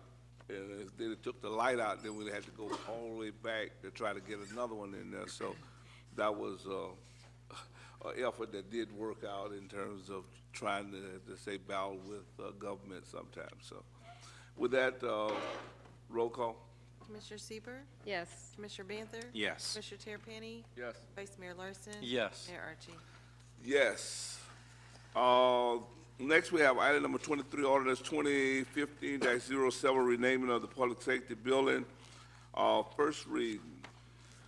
Ordinance 2015-07, an ordinance of the Board of Commissioners of the City of Tarpon Springs, Florida, renaming the Harry K. Singletary Jr. Public Safety Building located at 444 South Huey Avenue to the Harry K. Singletary Jr. and Officer Charles R. Condack Jr. Public Safety Building, and providing for an effective date. That's the first reading of ordinance 2015-07 by title only. Second reading will be held on May 5, 2015, and was published in the Tampa Bay Times by title only on February 27 and April 10, 2015.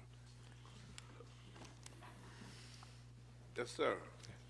Mayor, Commission members, this item is intended to honor Officer Charles Condack by renaming the public safety building located at 444 South Huey Avenue. Sections 2-195 through 2-202 of the City of Tarpon Springs Codes of Ordinances requires that the naming of public facilities go through a public process and through review and approval by the Planning and Zoning Board and the City Commission. Notice for this item was mailed to surrounding property owners. It was placed in the Tampa Bay Times, and a notice was posted on the property. To date, staff has not received any public inquiries on this item. Staff and the Planning and Zoning Board are recommending approval of ordinance 2015-07 to rename the public safety building. That concludes my presentation, Mr. Mayor. Thank you. I don't know if any questions. You know, we've all kind of vetted this.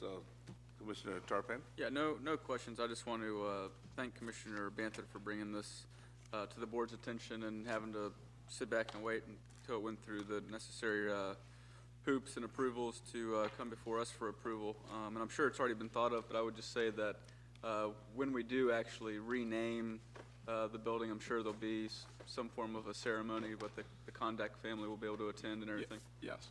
Thank you.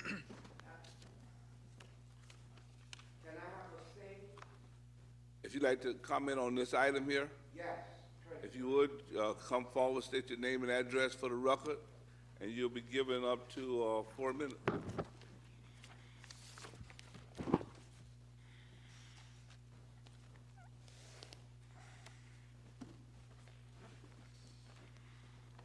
My name is Paul D. Kerr, and I would like to comment on this renaming of this building. My objection in renaming this building is not destructive, but I would like to say this. Why packed it in? You already named this building Harry Singletary Public Safety Building. Now, Harry Singletary is an homegrown person in this community. He did well. He is an example to my 3 grandsons. But the fact still remains, this officer gave his life for the peace and the safety of this community. In my thought and my opinion, I really believe that you should not put his name on that building. Why not put his name on a street? On a street, Huey Avenue / officer. Put his name on a street. Are you afraid to put his name on a street in Tarpon Spring? Streets that he patrol? Streets that he gave his life for the safety of this community.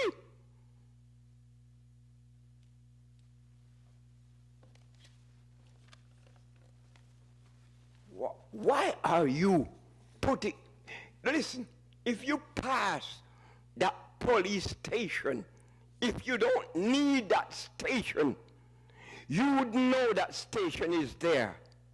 You would know if you don't need that station. You would know it is there. Why not put this? I talked to that officer. I don't talk to people regularly, but I talked to that officer a couple months before he was killed. We were talking. He said, I'm looking forward to my retirement, to retire. I know him. He wasn't my friend, but I talked to people. He was killed before he had a chance to retire. He was destroyed. I feel deep in my heart that instead of cramming his name, Harris Ingitary did well for his community, but he did not give his life for the peace and tranquility of his community. I believe it would be more appropriate to name Huey Avenue / officer what his name is or was on the street that he patrolled day and night. Are you afraid to put his name on the street? You shouldn't be afraid. Wrap that up, Mr. Kerr. I know you didn't hear the bell go off there. Any other public comments on this item? Do we have a motion? Move approval. Second. I just say before I call for roll call is that I appreciate the comments that Mr. Kerr made. I say this, that I could not talk to Harry because Harry is dead and gone. And I didn't take it lightly in terms of what we're talking about proposing. I talked to the family, and they felt that Harry would want to share that building and the name of that building with Officer Conduct. So therefore, I support that in terms of moving.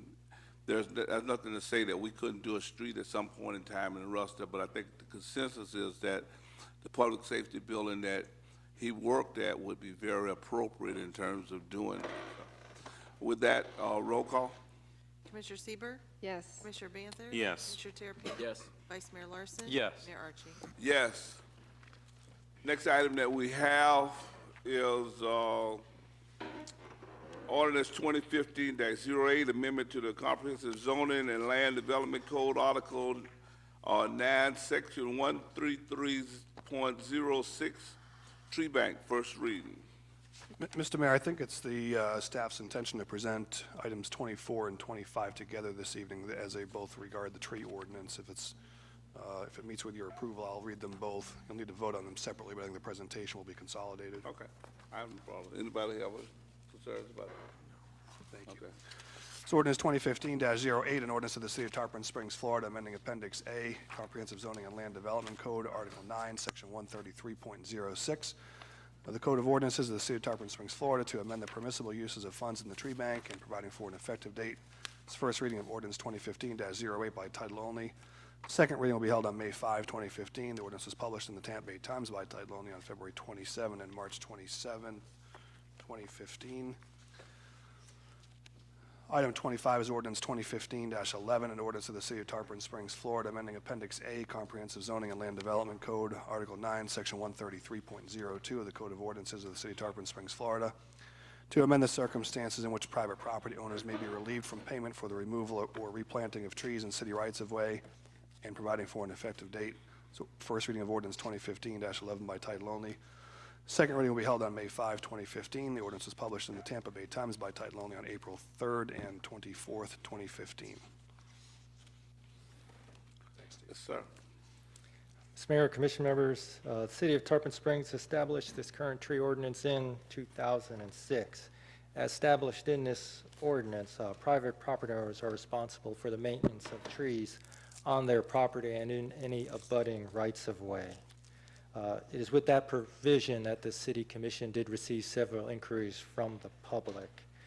Basically, their concern is with the costs with the removal of any trees required to be removed within a city rights-of-way. The City Commission did direct staff to review the tree ordinance. The two ordinances before you tonight, 2015-08 and 11, are presented to provide provisions where private property owners can be relieved under certain circumstances of the cost of removal, and would also allow the city to use funds from the tree bank for the removal and installation of any trees within the right-of-way. Staff and the Planning and Zoning Board, we do recommend approval of both ordinances as it relates to the removal of trees within city rights-of-way by private property owners. With that, Mr. Mayor, staff's available for any questions. Are there any questions? Vice Mayor? Thank you. My question, I guess, is really procedural. I noticed on the last agenda item, this one and the next one, the item went to the Planning and Zoning Board according to the backup on April 20th. We're now looking at April 21st. I know historically we would often have some period of time in between when it went to Planning and Zoning before it came to the BOC, and I know there's been a lot of talk recently about wanting to find ways to speed up the procedure in which something goes through the process. So maybe that's why this is happening, where there's only a one-day difference, and I can understand that. I can appreciate that. The other question or comment that I wanted to make, though, on these agenda items under the recommendation, it says staff and the Planning and Zoning Board recommend approval. And this sheet of paper was printed before the item went to the Planning and Zoning Board, so I'm a little concerned about why it says that, although certainly I presume that's what took place last night, but that had not yet taken place when this was printed. It's important to me, I mean, I served on the Planning and Zoning Board before sitting on this board. It's important to me that we hear what our advisory boards have to say, and that we definitely give it its due weight and consideration. I want to make sure that we don't just gloss over their opinions. I know we used to not only get their recommendation, but we often would get some of their comments or questions as well. I don't necessarily have a specific question or concern on this agenda item. I just wanted to point that out, that I think it's important that we hear more. And I know those meetings are viewable on the YouTube channel and so forth, and I think that's a good avenue for members of this board to take as well. I just want to make sure we don't gloss over the actions of the advisory boards. The reason why the item before and a few have been brought back, we don't usually like to do it, is because they were supposed to be heard in March and the Planning and Zoning Board did not have a quorum.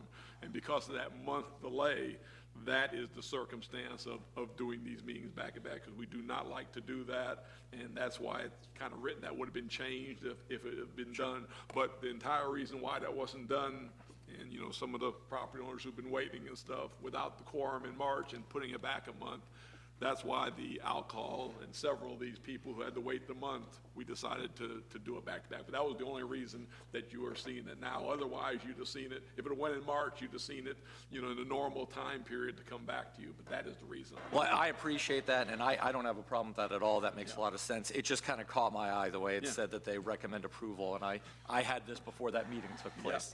Yeah. Thank you. Any additional questions, comments? Then Chair will entertain a motion. Move approval. Yeah, before you, we're going to need to take them one at a time. 1508 first, and then 1511. Excuse me. So this will be on what, 1508? Yeah, 2015-08 first, as it appears in your agenda. Before we go, is this Yeah, I'm finna go to public comment because I didn't think this was that issue. Any public comments?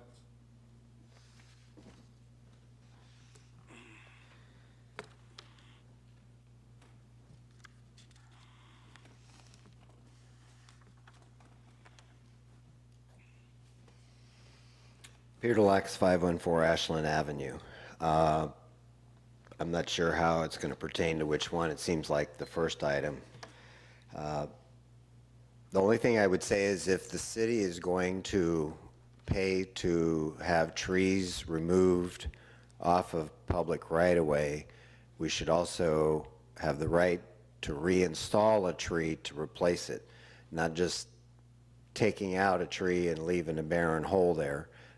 Part of it, in order to get that money, should be that it has to be replaced unless it's for some reason in a severely compromised position that you can either defend by traffic visualization or some kind of road aspect that it's damaging the road or something of that nature. But if we're going to pay to remove trees off the right-of-way, I think we should have the right also to put back another tree there. Glad to see that basically in your discussions that this really is the only issue of our tree ordinance that you found needing to be amended. And this was one of the major thorns that we now know about and are fixing. But I do have to say, though, that the whole intent and purpose of the tree ordinance in a way has served its purpose. As the Lowe's people were here earlier, one of the reasons they redesigned the retention pond and we had them redesign the way the roadway was finally implemented was to reduce the amount of trees they would have to take out and reduce the costs involved. So there are incentives in regards to what you put in place for developers and people who build on land to go by that are important. So I thank you for not amending those sections, and otherwise I think this is a good way to alleviate those people who have had these issues since the beginning. And one last thought again that I have to make sure is public knowledge, as Mr. Correcchio read, that in the tree ordinance it says private property owners must maintain the right-of-way. Again, that was not part of the original tree ordinance. That was done by Ellen prior to us bringing the tree ordinance in to get basically to relieve public works staffs and cost efficiencies and to transfer that financial burden and responsibility that the city was incurring onto the adjacent property owners.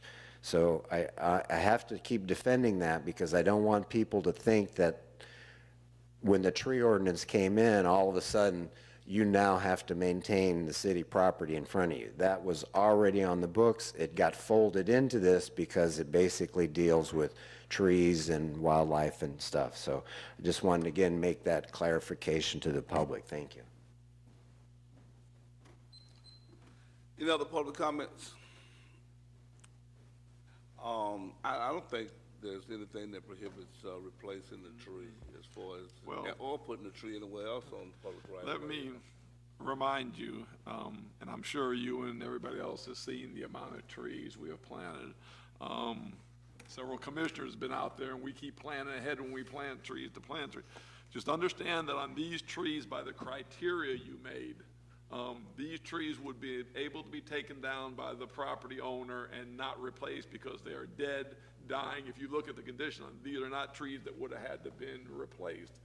And most of these that we're going to come in instances of are ones on the right-of-way planted long before these people had the places. Some 75, 80-year-old trees that are there and stuff, and really in hindsight, that type of tree shouldn't have probably been planted there because they've probably been uprooting the sidewalk and doing things forever. So there has been in the past about us replanting trees, and believe me, as the money keeps pouring in from the tree bank, from development. We are going out there and planting trees. We're planning to go, I think we're close to FDOT approval, and you'll be seeing some different type of trees than Officer 19, something we have been working on for many years. That's another project. We're looking at some areas downtown, some other streets, court, and some others for trees. So we will be planting, but these trees, if you see the criteria, son, this is just relieve the people who, for those trees and the hardship that they present to the city manager, that they would not have been needed, they would not have been replaced by the homeowner. They'd have taken them down at their expense. And believe me, you're going to see a lot more trees. As long as that money keeps coming in, I'll be planting the trees. So. And what I'm saying is that there's nothing that prohibits us from replacing the tree. So, I mean, we can replace the tree. Anyway, so with that, if there's no other comments, roll call. Commissioner Sieber, Yes. Commissioner Banther? Madam Clerk, before you, to be clear, we have a motion on 2015-08 to begin, is that right? Correct. Okay, thank you. Commissioner Terrapini? Yes. Vice Mayor Larson? Yes. Mayor Archie? Yes. Next we go to ordinance 2015-11. Can we get a motion? Motion to approve Second. 2015-11. Any public comments on that? Roll call. Commissioner Sieber, Yes. Commissioner Banther? Yes. Commissioner Terrapini? Yes. Vice Mayor Larson? Yes. Mayor Archie? Yes. Next we go to item number 26, ordinance 2015-09, comprehensive plan, text amendment, future land use element, adoption of new residential land use category, residential, very low RVL, 0 to 1 unit, gross acre. First reading. Ordinance 2015-09, an ordinance of the City of Tarpon Springs, Florida, amending the future land use element of the comprehensive plan with the addition of a new residential land use category to be designated as residential very low, RVL 0 to 1 unit gross acre, providing for other modifications that may arise from review of this ordinance, providing for severability, and providing for an effective date. That's first reading of ordinance 2015-09 by title only. Second reading will be held after DCA review. The ordinance was published in the Tampa Bay Times by title only on February 27, 2015. Sir. Mr. Mayor, Commission members, the City of Tarpon Springs Comprehensive Plan was adopted in 1989. Amendments to the comprehensive plan are permitted in accordance with city state regulations governing such plan amendments. In reviewing a potential development project within the city, it was determined that there was a gap in the city's future land use in terms of maximum densities. There was no low density type land use that could be allocated to a property. Also, in reviewing the countywide plan update proposed, we also did not have a corresponding land use that would correspond with the county's 1 dwelling unit per acre maximum. As such, we are proposing this comprehensive plan amendment to create a land use, the residential very low, which would have a maximum density of 1 unit per acre. This land use is intended for those areas intended for a very low type residential development, which would also serve as a transition or buffer between undeveloped lands or open space and more suburban type development. City of Tarpon Springs Comprehensive Zoning Land Development Code does require us, and state statutes as well, does require us to transmit this text amendment to the state and county for review. Public notice was advertised in the Tampa Bay Times. Based on this analysis, staff and the Planning and Zoning Board do recommend approval of this proposed text amendment. That concludes my presentation, Mr. Mayor. Thank you. Mr. Tucker, yeah. Thank you.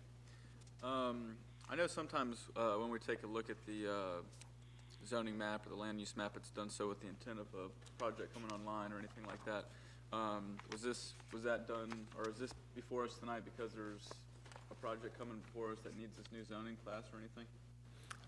Yes, sir. It is in the area north of Keystone Road. There's a potential development project. And what we did find out was for the countywide plan, this area is designated maximum density of 1 dwelling unit per acre. The city did not have a corresponding land use designation. So to facilitate development of this area, we did need to create this land use category. So you're right, that is. See that? And just for further, the McAlpin property. Yeah, I understand. So give me some clarity on this, Steve. It could be just, I don't know, I don't understand what I'm reading here. On the second bullet point under C, on Exhibit 1, it says residential equivalent use shall not exceed an equivalent of 3.0 beds per permitted dwelling unit at 1 dwelling unit per acre. So is that basically limiting the amount of beds per dwelling unit? What is that? What's the intent of that? I don't understand. Residential equivalent use is something, we have the primary use, which would be residential, single-family homes, for example. And then we have residential equivalents, which are such things as like bed and breakfast or an assisted living facility, where we will measure density by beds. Gotcha. So that's what Okay. that measures. I understand. That's all I have. Thank you. Any additional questions? Chair will entertain a motion. Move approval. Second. Any public comments on this item? Seeing none, roll call. Commissioner Sieber, Yes. Commissioner Banther, Yes. Commissioner Terrapini, Yes. Vice Mayor Larson. Yes. Mayor Archie. Yes. Item 27 on this 20-15-10, application 1510, vacation right-of-way, Tallahassee Drive. This is second read. Ordinance 2015-10, an ordinance of the City of Tarpon Springs, Florida, vacating and abandoning right-of-way for an approximately 7,380 square foot portion of Tallahassee Drive adjacent to Florida Avenue, providing for conditions, providing for findings, providing for future easement, providing for recordation of the public records of Pinellas County, and providing for an effective date. It's ordinance 2015-10. Second reading by title only. Ordinance was published in the Tampa Bay Times by title only on April 10, 2015. This item is quasi-judicial. I'd ask for the commission to disclose any ex parte communications on the application at this time. Seeing none, I'd note that we did have a full quasi-hearing on this application on April 7, I believe. So I would ask for staff and applicant to inform the commission as to what, if any, conditions have changed or any supplement you have to your reports. Mr. Mayor, Commission members, the only thing new I would add was that the fee for $10,405.80 has been received.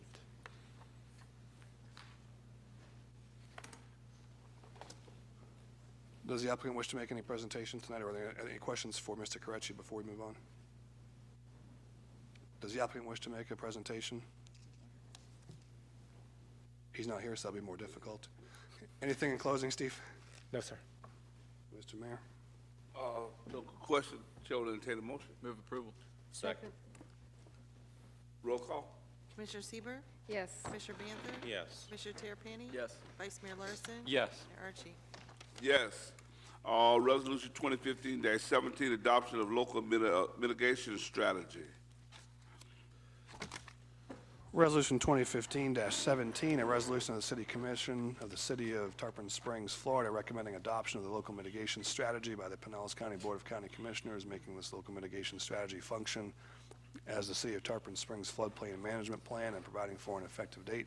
It's Resolution 2015-17 by title only. What the local mitigation strategy essentially does is it enables the city to be eligible for some funding, either through the state or federal funding, upon any kind of a disaster. Example would be the water treatment plant. All the hardening, the storm hardening and all that was done as a result of our participation in this program. So the funding that came from that was through the HMGP, which is because we do participate with the local mitigation strategy. The document has already been reviewed by the state of Florida and FEMA, and right now it's just pending your approval so we can join in. Any questions for the chief? Chair will entertain a motion. Move for approval. Second. Any public comments on this item? Roll call. Commissioner Sieber, Yes. Commissioner Banther. Yes. Commissioner Terrapini. Yes. Vice Mayor Larson. Yes. Mayor Archie. Yes. Thank you, sir.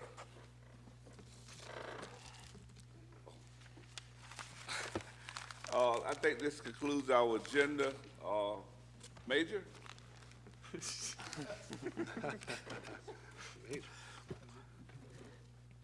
Mr. Attorney. I'll be brief. I know I usually don't say much, but I know that many of you on the dais know the former city attorney, John Hubbard, and that he is in failing health. And so I know that he's meant a lot to the city and to a lot of you here. And I just would ask for you to, he's been very much of a friend and a mentor to me over the 10 years I've worked with and for him. And I would just ask for y'all to keep a good thought for him, because it is a difficult time for his family, his wife, and daughters, and his grandchildren. So I'd certainly appreciate if you could do that. Oh, we definitely appreciate you bringing that to our attention. I think we talked about it a little bit, but John was a great attorney and a great man, and our thoughts and prayers are definitely with him and the family. Mr. Mayor, if I may? Yes, sir. Over the weekend, we lost a pioneer in emergency management who also happened to be a resident of Tarpon Springs. Guy Danes passed away Friday evening. Guy Danes is one of the founding fathers of emergency management.